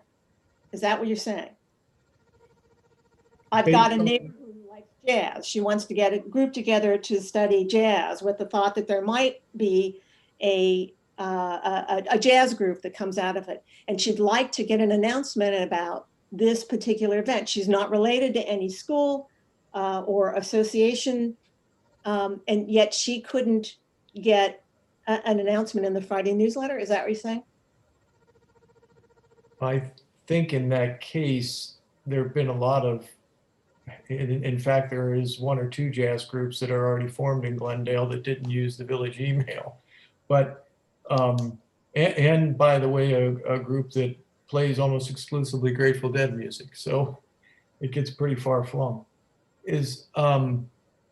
But originally, I'll go back to the original, as a service to Glendale nonprofit organizations, residents, churches, associated schools, provided that resident or organization is associated with a governmental church, school entity and has information pertinent to Glendale. So I think we're trying to stay with the original purpose and spirit of what we had. And that's what I'm trying to do. And Nancy, in your example, would that be an associated organization? Not necessarily. Not necessarily. She just could be a jazz fan. And she wants to get together at one of the parks and talk about jazz. And no, she could be, and as it's written now, she's fine. She could have her meeting. And she's probably going to really pull together some really good jazz guys. So, you know, we want to listen to So if you like jazz, yes. So what is a I leave it the way it is. So how often have we seen individual people, Wally, wanting to do a notice other than some who've approached for a political nature, which we don't want either? Wait, Wally, before you answer, could this, by the way, this would have prohibited Sherry Conley from starting her Christmas in the Square program because she wasn't associated with any organization at the time. I thought she was. Tell me Wasn't she HWB, Nancy? Originally, no, not originally. But HWB And she wasn't originally a part of the business group. So Mr. Cordes and the mayor are the two gatekeepers on this. I mean, how often do you, going back to all those years, how often do you see an example like Nancy's? Well, not often, but as Nancy said, you know, I mean, are we comfortable eliminating the possibility? I think to add to that, and the mayor's correct, it's very rare, in fact, but when we are in doubt, we step back and we look at the purpose of the rules and regulations and what the meaning is of it, and we try to interpret how that would apply to an unusual circumstance. And I only know of maybe 1 or 2 complaints over many years where items weren't listed. And we always try to err towards the positive side to get the right information out to residents, but there are times we have to say no, but it's infrequent. To the question of, do you want to really nail this down, or are you okay with leaving some discretion in the hands of the mayor and the administrator as to what's going to go into that newsletter? Is it better in your mind to have it slightly more restrictive so that you're able to make exceptions when you want to versus being put in a position where it may be more difficult for you to say no? If you're asking me, I view the new language as clearer than the old, and gives us better guidance than the old. So the question is it enough, or do we want to get tighter? Well, if you make it the way I'm suggesting, you're in line with the original policy. So it's not tighter, it's just going back to the original, which indicated that there should be an association with an organization. And that was the original policy. What are your thoughts, Wally? I think some discretion is good, but I do like clarity. There are people that will wish to challenge any little opening to ask why not this, and the more clarity the better, in my opinion. But I agree with the mayor.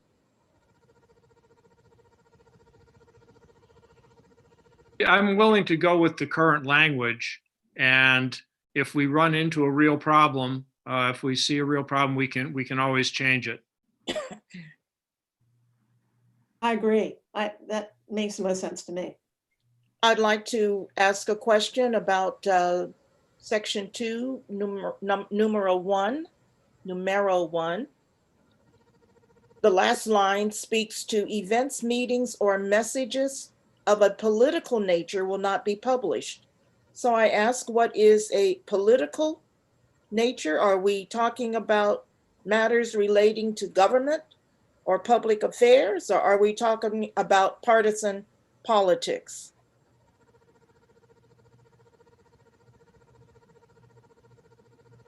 When we met a few weeks ago, it was partisan. It was the latter.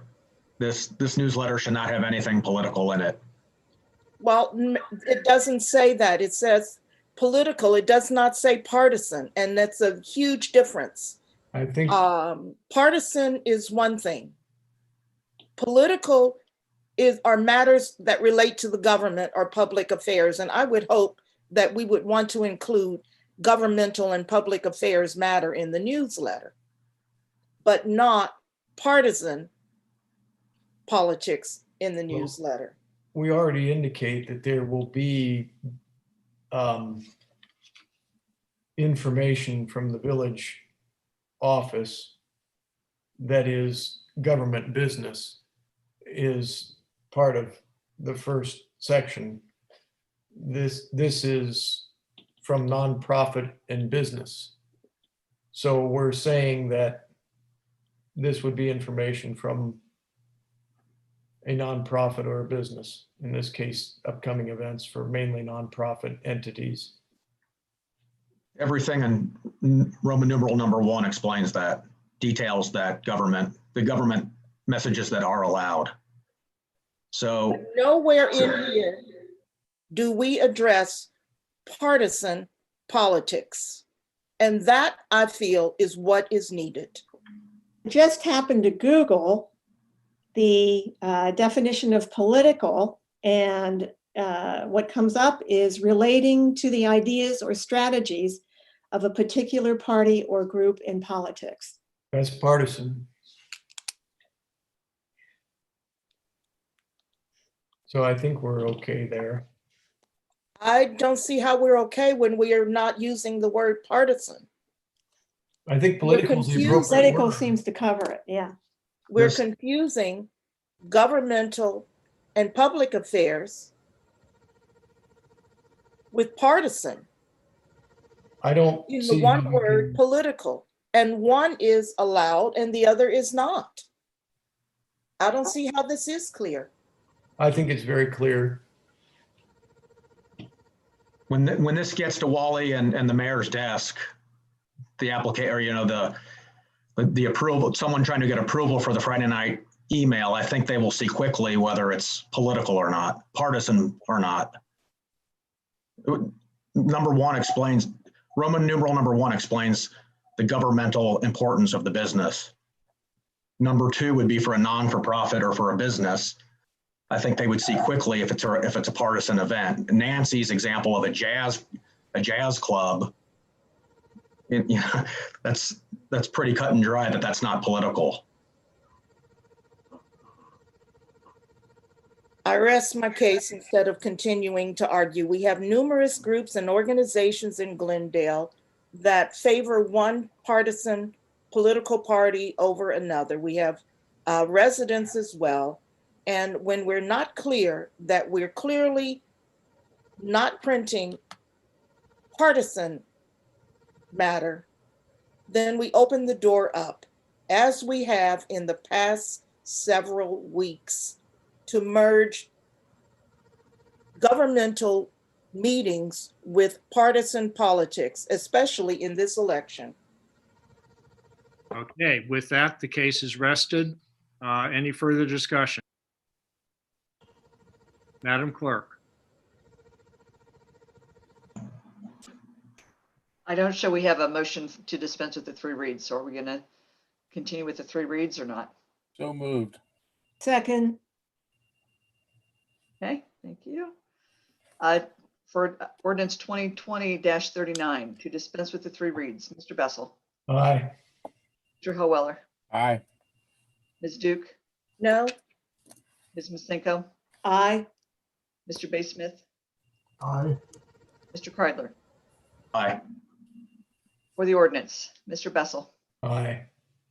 Mr. Howeller, Aye. Ms. Duke, No? Ms. Masenko, Aye. Mr. Baysmith, Aye. Mr. Kreidler. Aye. Thank you. Motion carried. Ordinance 2020-40, an ordinance adopting a personal information policy and declaring an emergency. Again, this came out of the Committee of the Whole, although it might be something that perhaps our solicitor could give us some background on, as well as Mr. Bessel. I'll leave it to you two to decide. Well, as we were reviewing the email policies, this subject came up, email and electronic media policies. And it has to do, as it says, it has to do with personal information policy and the personal information that resides at the village. So in the village government. So I would prefer to have our solicitor Ryan go through this quickly. When the issue came up of what the village does with personal information that it collects, moving forward, the idea was that the policy should be clarified with regard to personal information, particularly with emails, but really all of it. And the Ohio open records laws put that personally identifiable information kind of in this middle area. You've got the types of information that you have to disclose upon a public records request. You've got information that you're prohibited from disclosing. And then there's this kind of middle gray section where it's something that you can opt to redact from a document or whatever. And when it comes to an email list, for example, if I say you collect village residents' emails for the newsletter, if a commercial outfit wanted to request that public record, perhaps because it is a disclosable public record, it would just get disclosed. This just provides the opportunity for the administration of the village to know that the policy moving forward is to make it a practice to redact that type of information and to keep that information non-disclosable to the extent that the Ohio Open Records Act continues to make that the policy of the state. And one of the things that was kind of added to it was that there are some organizations that may have in the past collected village email addresses and used those. And those are organizations where if the village has an occasion for you to add your email or information to any of those lists in the future, the policy will be that it will be kind of an opt-in. So it's the default isn't, if I didn't say I don't want to be a part of it, I'll end up getting emails. The policy will be, if I see a checkbox when I provide the village my information moving forward, then the thing that would occur there is I would have to actually check the box and say, yes, I do want to also provide my email for the purposes of the organization's listed. And keep in mind, again, this doesn't apply to the personally identifiable information in the past necessarily.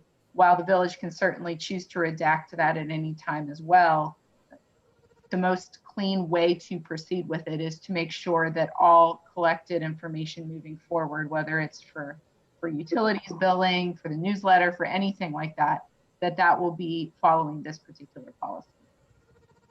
Thank you. Do I have a motion for this ordinance? So moved. Second. And a motion to dispense with 3 reads? So moved. Second. Is there a second? Second.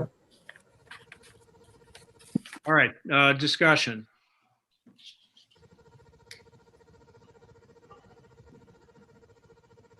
Madam Clerk, would you call- I won't belabor the point. I will oppose suspending 3 reads as well as adopting this ordinance. Any other discussion? Okay, Madam Clerk. Ordinance 2020-40 to dispense with the 3 reads. Mr. Bessel, Aye. Mr. Howeller, Aye. Ms. Duke, No. Ms. Masenko, Aye. Mr. Bay Smith, Aye. Mr. Kreidler. Aye.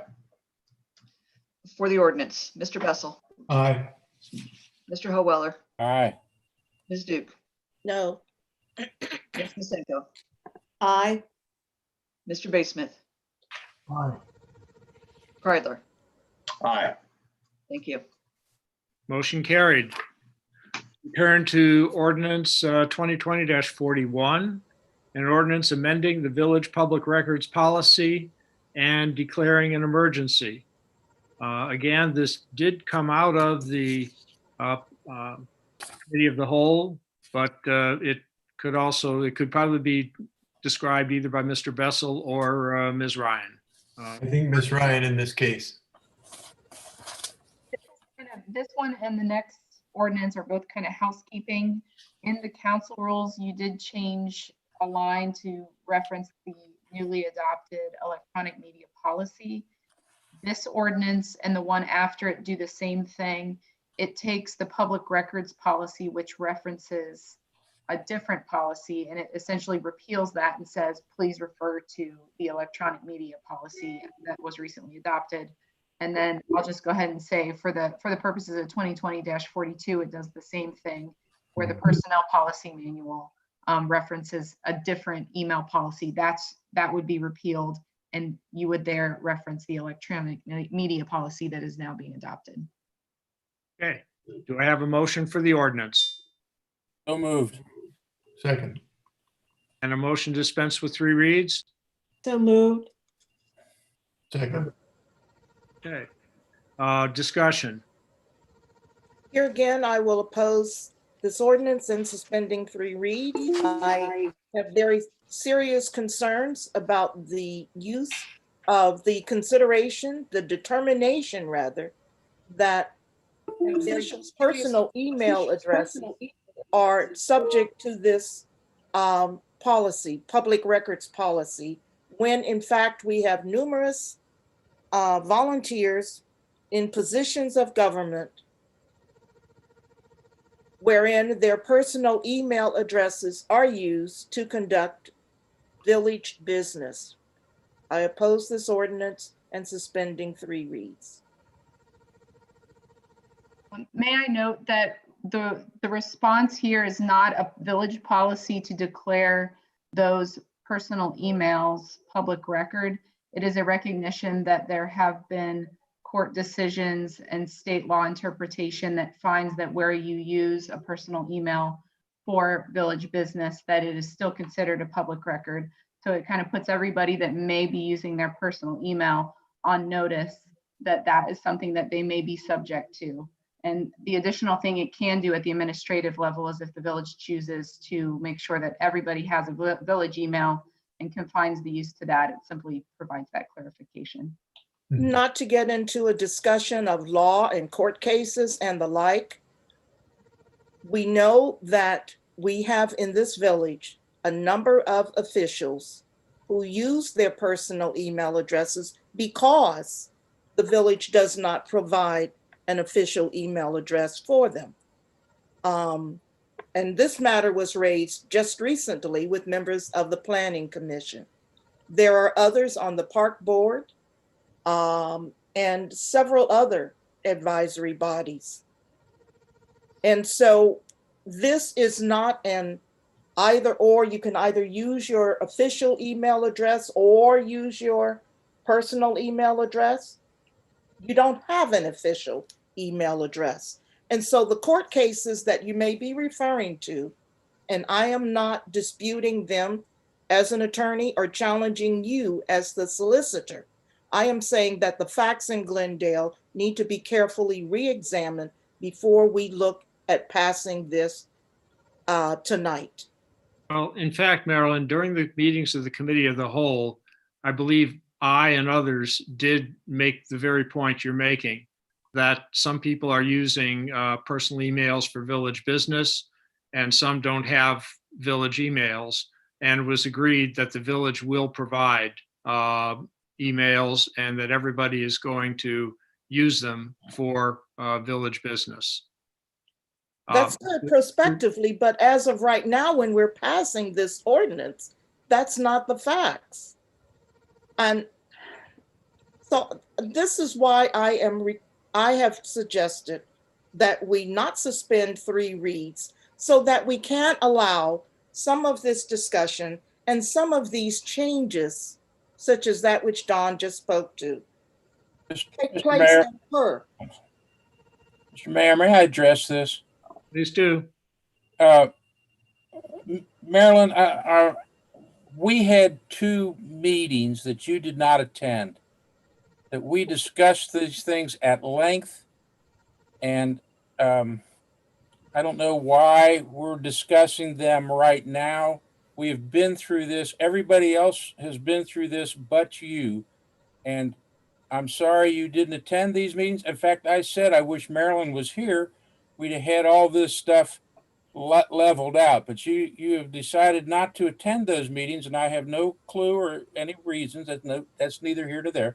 But we have been through all this, and everything that you're saying, we have already considered. And I'm sorry that you weren't there, because I wish you were there, because I respect your opinion on these things. So that was what I needed to say. I'm sorry. Well, you know, you raised the fact that I was not there. I was not there. Those meetings were already set in stone as to what the agenda item would be and what the outcome would more than likely look like. So why would I be there to provide input when much of what I would have to say had been said and has been ignored? Because that's your duty as an elected councilwoman. It would be futile for me to be there. And so I preferred and did take vacation, of which I had informed the mayor at the outset that I would be on vacation for most of the month of September. The other matter that you've raised, I'll just let it go. I'll just let it go. Okay. Any further discussion? No. All right. I think we do have a motion for the ordinance and to dispense with 3 reads, Madam Clerk. Right. We do. Okay, Madam Clerk, call the roll. Ordinance 2020-41 to dispense with the 3 reads. Mr. Bessel. Aye. Mr. Howeller. Aye. Ms. Duke. No. Ms. Masenko. Aye. Mr. Baysmith. Aye. Mr. Kreidler. Aye. For the ordinance, Mr. Bessel. Aye. Mr. Howeller. Aye. Ms. Duke. No. Ms. Masenko. Aye. Mr. Baysmith. Aye. Mr. Kreidler. Aye. Thank you.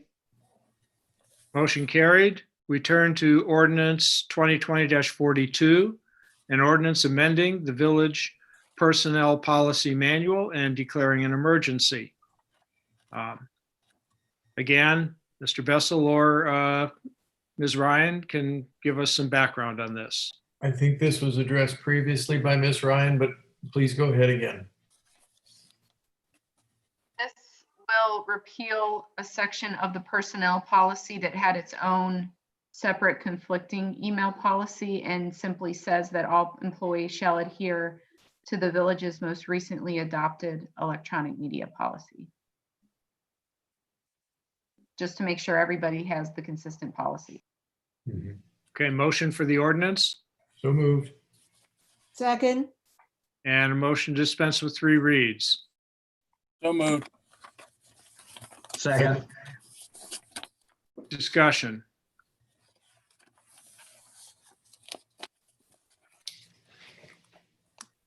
Okay, Madam Clerk, would you call the roll? Ordinance 2020-42 to dispense with the 3 reads. Mr. Bessel. Aye. Mr. Howeller. Aye. Ms. Duke. No. Ms. Masenko. Aye. Mr. Baysmith. Aye. Mr. Kreidler. Aye. For the ordinance, Mr. Bessel. Aye. Mr. Howeller. Aye. Ms. Duke. No. Ms. Masenko. Aye. Mr. Baysmith. Aye. Mr. Kreidler. Aye. Thank you. Motion carried.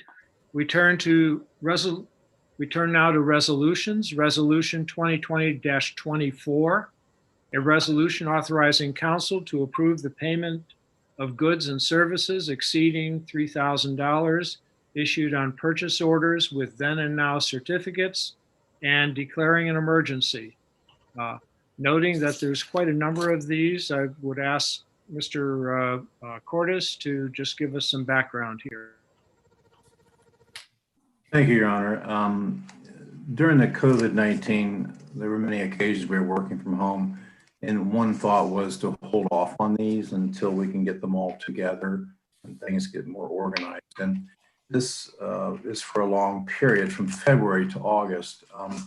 Therefore, there are more than you normally see, but this occurs when we have to make an expenditure without the benefit of a purchase order or an error made the expenditure dated a day or two before the actual purchase order was finally signed by all parties. So if there are any questions on the expenditures, I can help with that. Otherwise, they're then and nows. Do I have a motion for the resolution? So moved. Second. And a motion to dispense with 3 reads? So moved. Second. Mr. Mayor, for some reason, I am not reading line September the 9th, 2020. Invoice, or is it vendor PO purchase order number? I don't see it. September 9th date. 2020. Purchase order 41589 is not clear. That's some- okay. That's July 9th, 2020. Yes, thank you. July 9th, 2020. What is that? Who is that to and what is the amount? Well, that, by my copy, it was a payment to Manley Burke for legal services in June of 2020 in the amount of $8,031. And, this is what we pay mostly for our solicitor. And then on April the 1st, there was another payment. Are these quarterly payments? Just a question. April, May, June, July. It seems like they are quarterly No, payments. these are monthly. Monthly charges, but quarterly paid out. No, they are paid out monthly. In many cases, in most cases, we didn't need a then and now certificate to make the payment. Occasionally, apparently we did.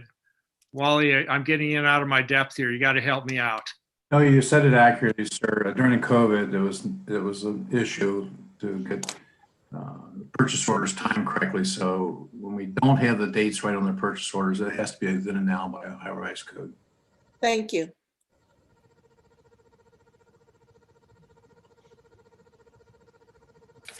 Okay. Any further discussion? Madam Clerk. For Resolution 2020-24, to dispense with the three reads, Mr. Bessel, Aye. Mr. Hoeweller, Aye. Ms. Duke, Aye. Ms. Lusenko, Aye. Mr. Baysmith, Aye. Mr. Kreidler. Aye. For the resolution, Mr. Bessel, Aye.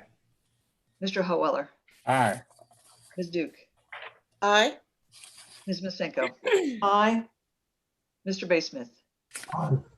Mr. Kreidler. Aye. Thank you. Motion carried. We turn to the next resolution, which in our agenda is 2020-25. However, the resolution itself, I couldn't find that number anywhere. Wally, was I missing something? I believe we have a typo on the agenda possibly. No, I mean, it's the correct, it's what the number should be. This resolution appears to be unnumbered. Mayor, if I may, it's a boilerplate resolution that is distributed through Hamilton County. So a number just wasn't typed on it. It's not a form that we prepared. Okay. All right. I would feel much better if it had the number somewhere on it. I don't know if that would void it for Hamilton County's purposes, or what do you think? I think you'd be okay to amend it to add that as a header. Okay. So we can just put the resolution on top there. It's I don't even think it's a friendly amendment. It's just a scrivener's error. And I'll entertain a motion for this resolution. I'm sorry, I should have read it. I'm losing it here. This is a resolution accepting the amounts and rates as determined by the Budget Commission and authorizing the necessary tax levies and certifying them to the county auditor. Do I have a motion for this resolution? So moved. Second. And a motion to dispense with three reads? So moved. Second. Okay. I'm not even sure we need that for this, but anyway, we got it. And so, let's see, Wally, can you give us some background on this?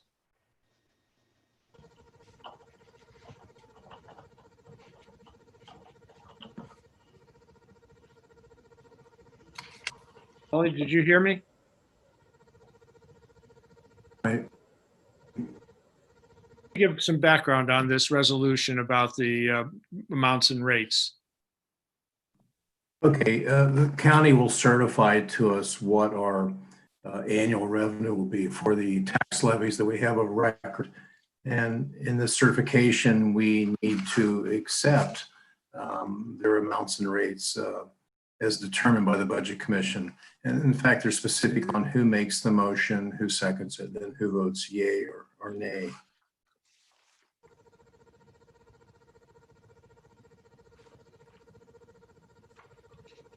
Do you have Schedule A on the back of it? Does everyone have that? Yes, I have it. Yes. Yes. Those are the amounts that we will certify, and Phyllis has reviewed them and finds them to be accurate. Okay. All right. Any further discussion? All right. Madam Clerk, we do have the motion on the table, right? And We do. Okay. And the dispensing of the third read. Call the roll. For Resolution 2020-25, dispensing the three reads, Mr. Bessel, Aye. Mr. Hoeller, Aye. Ms. Duke, Aye. Ms. Masenko, Aye. Mr. Baysmith, Aye. Mr. Kreidler. Aye. For the resolution, Mr. Bessel, Aye. Mr. Hoeller, Aye. Ms. Duke, Aye. Ms. Masenko, Aye. Mr. Baysmith, Aye. Mr. Kreidler. Aye. Thank you. Motion carried. Resolution 2020-26. A resolution designating village officials authorized to communicate with news media and declaring an emergency. Mr. Bessel, I believe this also came out of the Committee of the Whole, but you can punt over to Ms. Ryan if you prefer. It did come out of the Committee of the Whole, and I'll say a word or two and then punt over to Ms. Ryan. This is concerning communications with media. It goes along with all the communications that we talked about in our Committee of the Whole meeting. And some of the thought behind this was that anytime there is an organization, a village, a business, a governmental entity, a nonprofit, you'd like to have consistency of message coming from that entity. And it's also a good idea to have a second look or a second pair of eyes before you put something before the news media. There's always a concern that the news media might just select the things that they want and omit other things. And so you have to be cautious with the information that you use with the news media. So for a commonality of purpose, consistency, the second opinion idea to bounce it off of someone else, sort of a gut check, and then making sure that the communications align with that organization. We've decided a couple of different levels. One is the administrator or the mayor. In case of an emergency, it would of course fall to the police chief or fire chief in those situations. And Ms. Ryan, is there anything else to add to that? I don't think so. It's just throughout the discussions regarding public communication with media, there seemed to be a fairly uniform opinion that things are focused to the mayor and village administrator, and then in special circumstances, the chief of fire and police. So this resolution simply memorializes that intent by the committee. Excuse me, could I add just one piece on this? That I think it's important to emphasize it's the authorization to speak on behalf of the village. That's absolutely critical that we focus on that. Okay. I have a motion for this resolution. So moved. Oh, yes, there is a motion. I'm sorry, I'll make a motion. So moved. Let me ask is there a question? May I ask a question?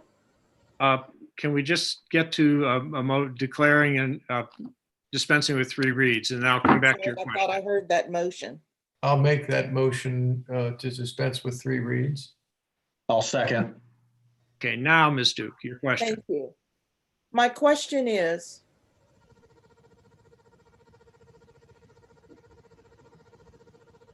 an individual council member permitted under this resolution or ordinance to give an interview or speak with the media on matters of interest to the council person of which the village has not acted upon, of which council has not acted upon. Perhaps Ms. Ryan can address that? Yes, this ties back into Rule 41. If it's something that is official business of the village and the council member is speaking on behalf, that would be contrary to the policy. If the council member is speaking simply on their own, it is not something that's considered official village business, then they of course can speak. And to the extent they can, they would be following Rule 41 with respect to the disclaimer.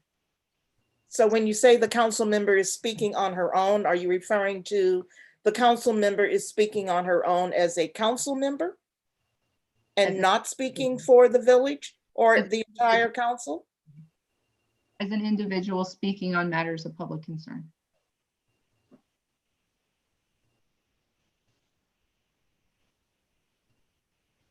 Or personal concern.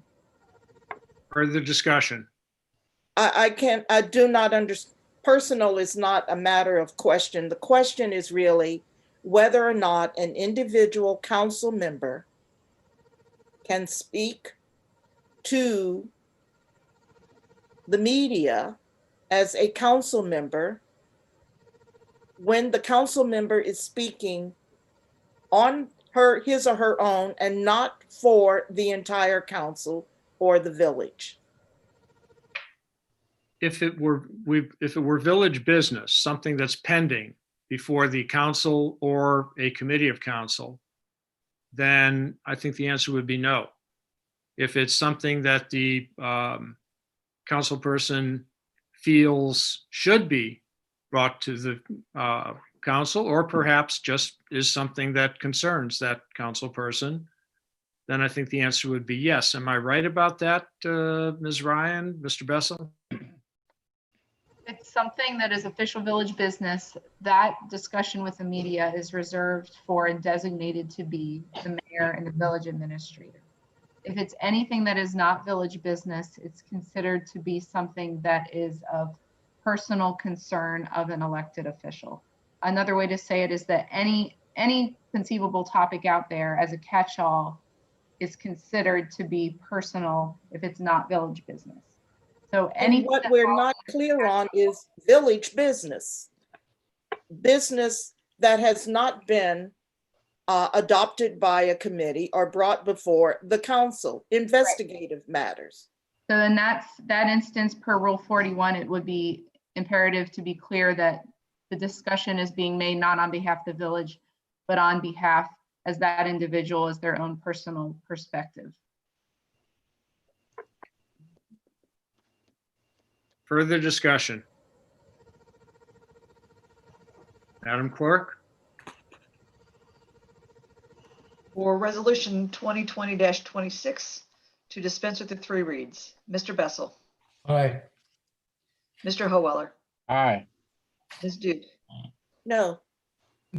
Ms. Masenko, Aye. Mr. Baysmith, Aye. Mr. Kreidler. Aye. For the resolution, Mr. Bessel, Aye. Mr. Howeller, Mr. Howeller, Alan? You froze. We need your vote. We can't hear. Looks like his connection's gone. Alan, we think we can't hear you or really see you move. that's a bad sign.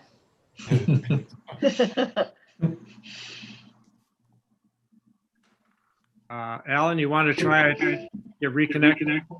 I'm trying. Just heard you. Yes, aye. Okay. You, Ms. Duke, No. Ms. Masenko, Aye. Mr. Baysmith, Aye. Mr. Kreidler. Aye. Thank you. Resolution, motion carried. We turn now to reports, and I will try to be as merciful as possible here. There are some things that I would like to get into the public knowledge here. We had this is the mayor's report. No births were reported, and deaths, as usual, will be acknowledged at the next time we can meet in person. I'll just quickly say the Quiet Zone project is moving forward. We just put up a 440-foot fence on the east side of the tracks. Lights have been ordered and are due in on October 15th. And the final step is going to be landscaping, which we're really looking forward to. Mr. Mayor, excuse me, you said October 15, not September 15. I said October. I meant to say October 15th. Okay, thank you. Okay.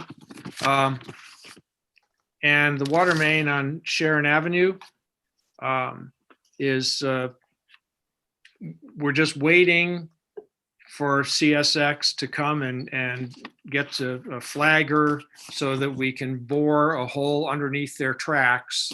The flagger is there to warn trains that might be coming, and it's absolutely required. And CSX, which is not unusual, has been dragging its heels. But sooner or later, they always get it done. Next, we'll have to get connections done with the accounts, the customers who are serviced by the new water main on Sharon. And so but we can't do that until we get the main run underneath the tracks. Great news here. We have just been informed that we got a $100,000 grant from the Hamilton County Community Block Development Grant Program. This money will be used to upgrade equipment and surfacing at Cleveland Park, making improvements for, among other things, compliance with the American with Disabilities Act. This is all kudos go out to Wally here. He was told that there was some additional money available, and he jumped on it before other communities did. And so this will be a really great thing for the village. And there's no matching here. Am I right, Wally? Sure, there may be some minor engineering fees, but otherwise it's 100% grant. It's fantastic. Thank you. Thanks, very quickly, Halloween. I've announced in the newsletter that I will get out some guidance for residents in the newsletter coming up this Friday. It will basically track what guidance we've gotten from the state and Hamilton County, which is that Halloween trick-or-treating can go forward with certain precautions. And finally, there's a 10 mil levy renewal of our 10 mil levy will be on the ballot November 3rd. As elected officials, I can't and we can't tell anybody how to vote, but we can provide information, and we will. Among the most important facts are that the millage will stay as it has been, as it is now, and has been for the past 4 years. And the levy will raise over $1 million, which amounts to about 42% of the village operating budget. So with that, I'm going to turn it over to the clerk to call the committee reports. Finance Committee, please.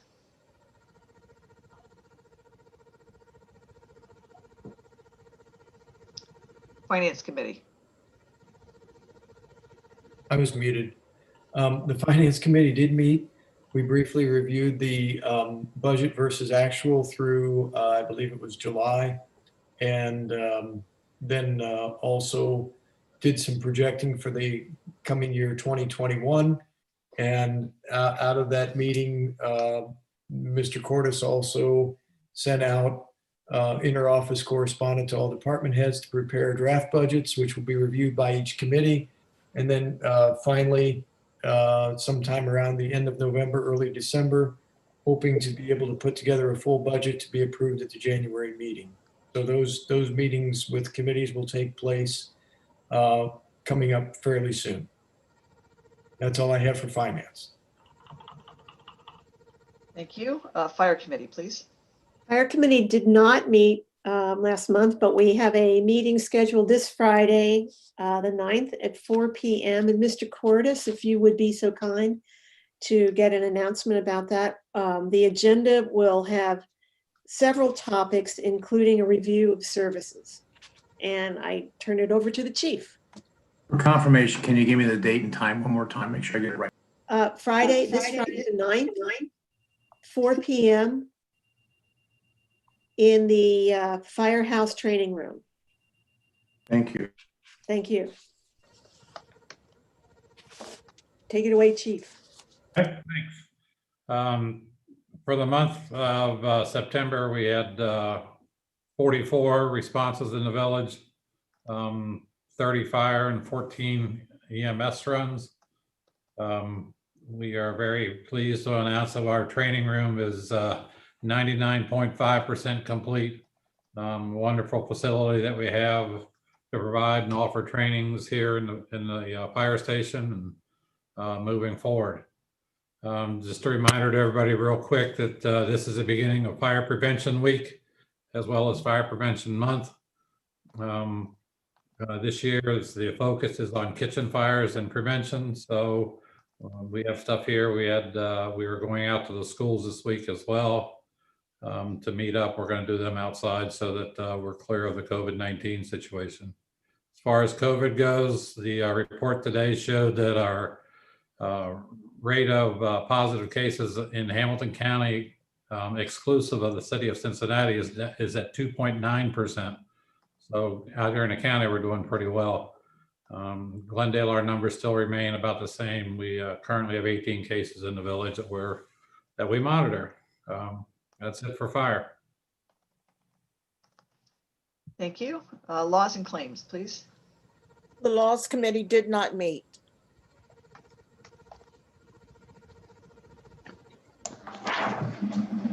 Police Committee, please. Police did not meet. I'll turn it over to Dave right away. Thank you. All right. Thank you.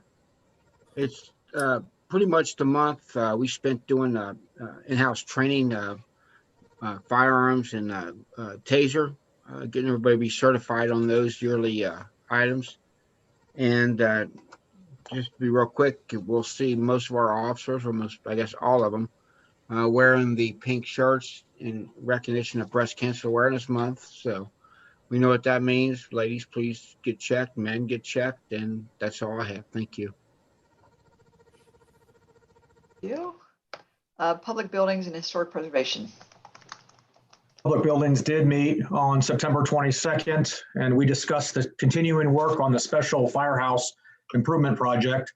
And if you'll recall, back in July, a private donation is funding all the work on the kitchen, the east facade, the training room, and the fencing and outdoor patio to benefit our firefighters. A working group has been managing the details of these improvements since the summer, and the training room is now complete. Attention has turned over to the working on the building's east facade and the addition of some fencing also on the east driveway, and a new kitchen with immediate access to the active fire bays is the next step. I'll email everyone. We'll be having a meeting in October to detail out the kitchen phase with the plans for that to begin project work in November. And just a reminder that all of this was made possible from a private gift from a generous Glendale residents. I also can report there's final safety improvements to the village hall that are nearly complete, and these involve the steps and the landings on the rear stairwell of the building. And I'll be in touch with the committee about an October meeting. Thank you. Thank you. Recreation and playgrounds, sorry.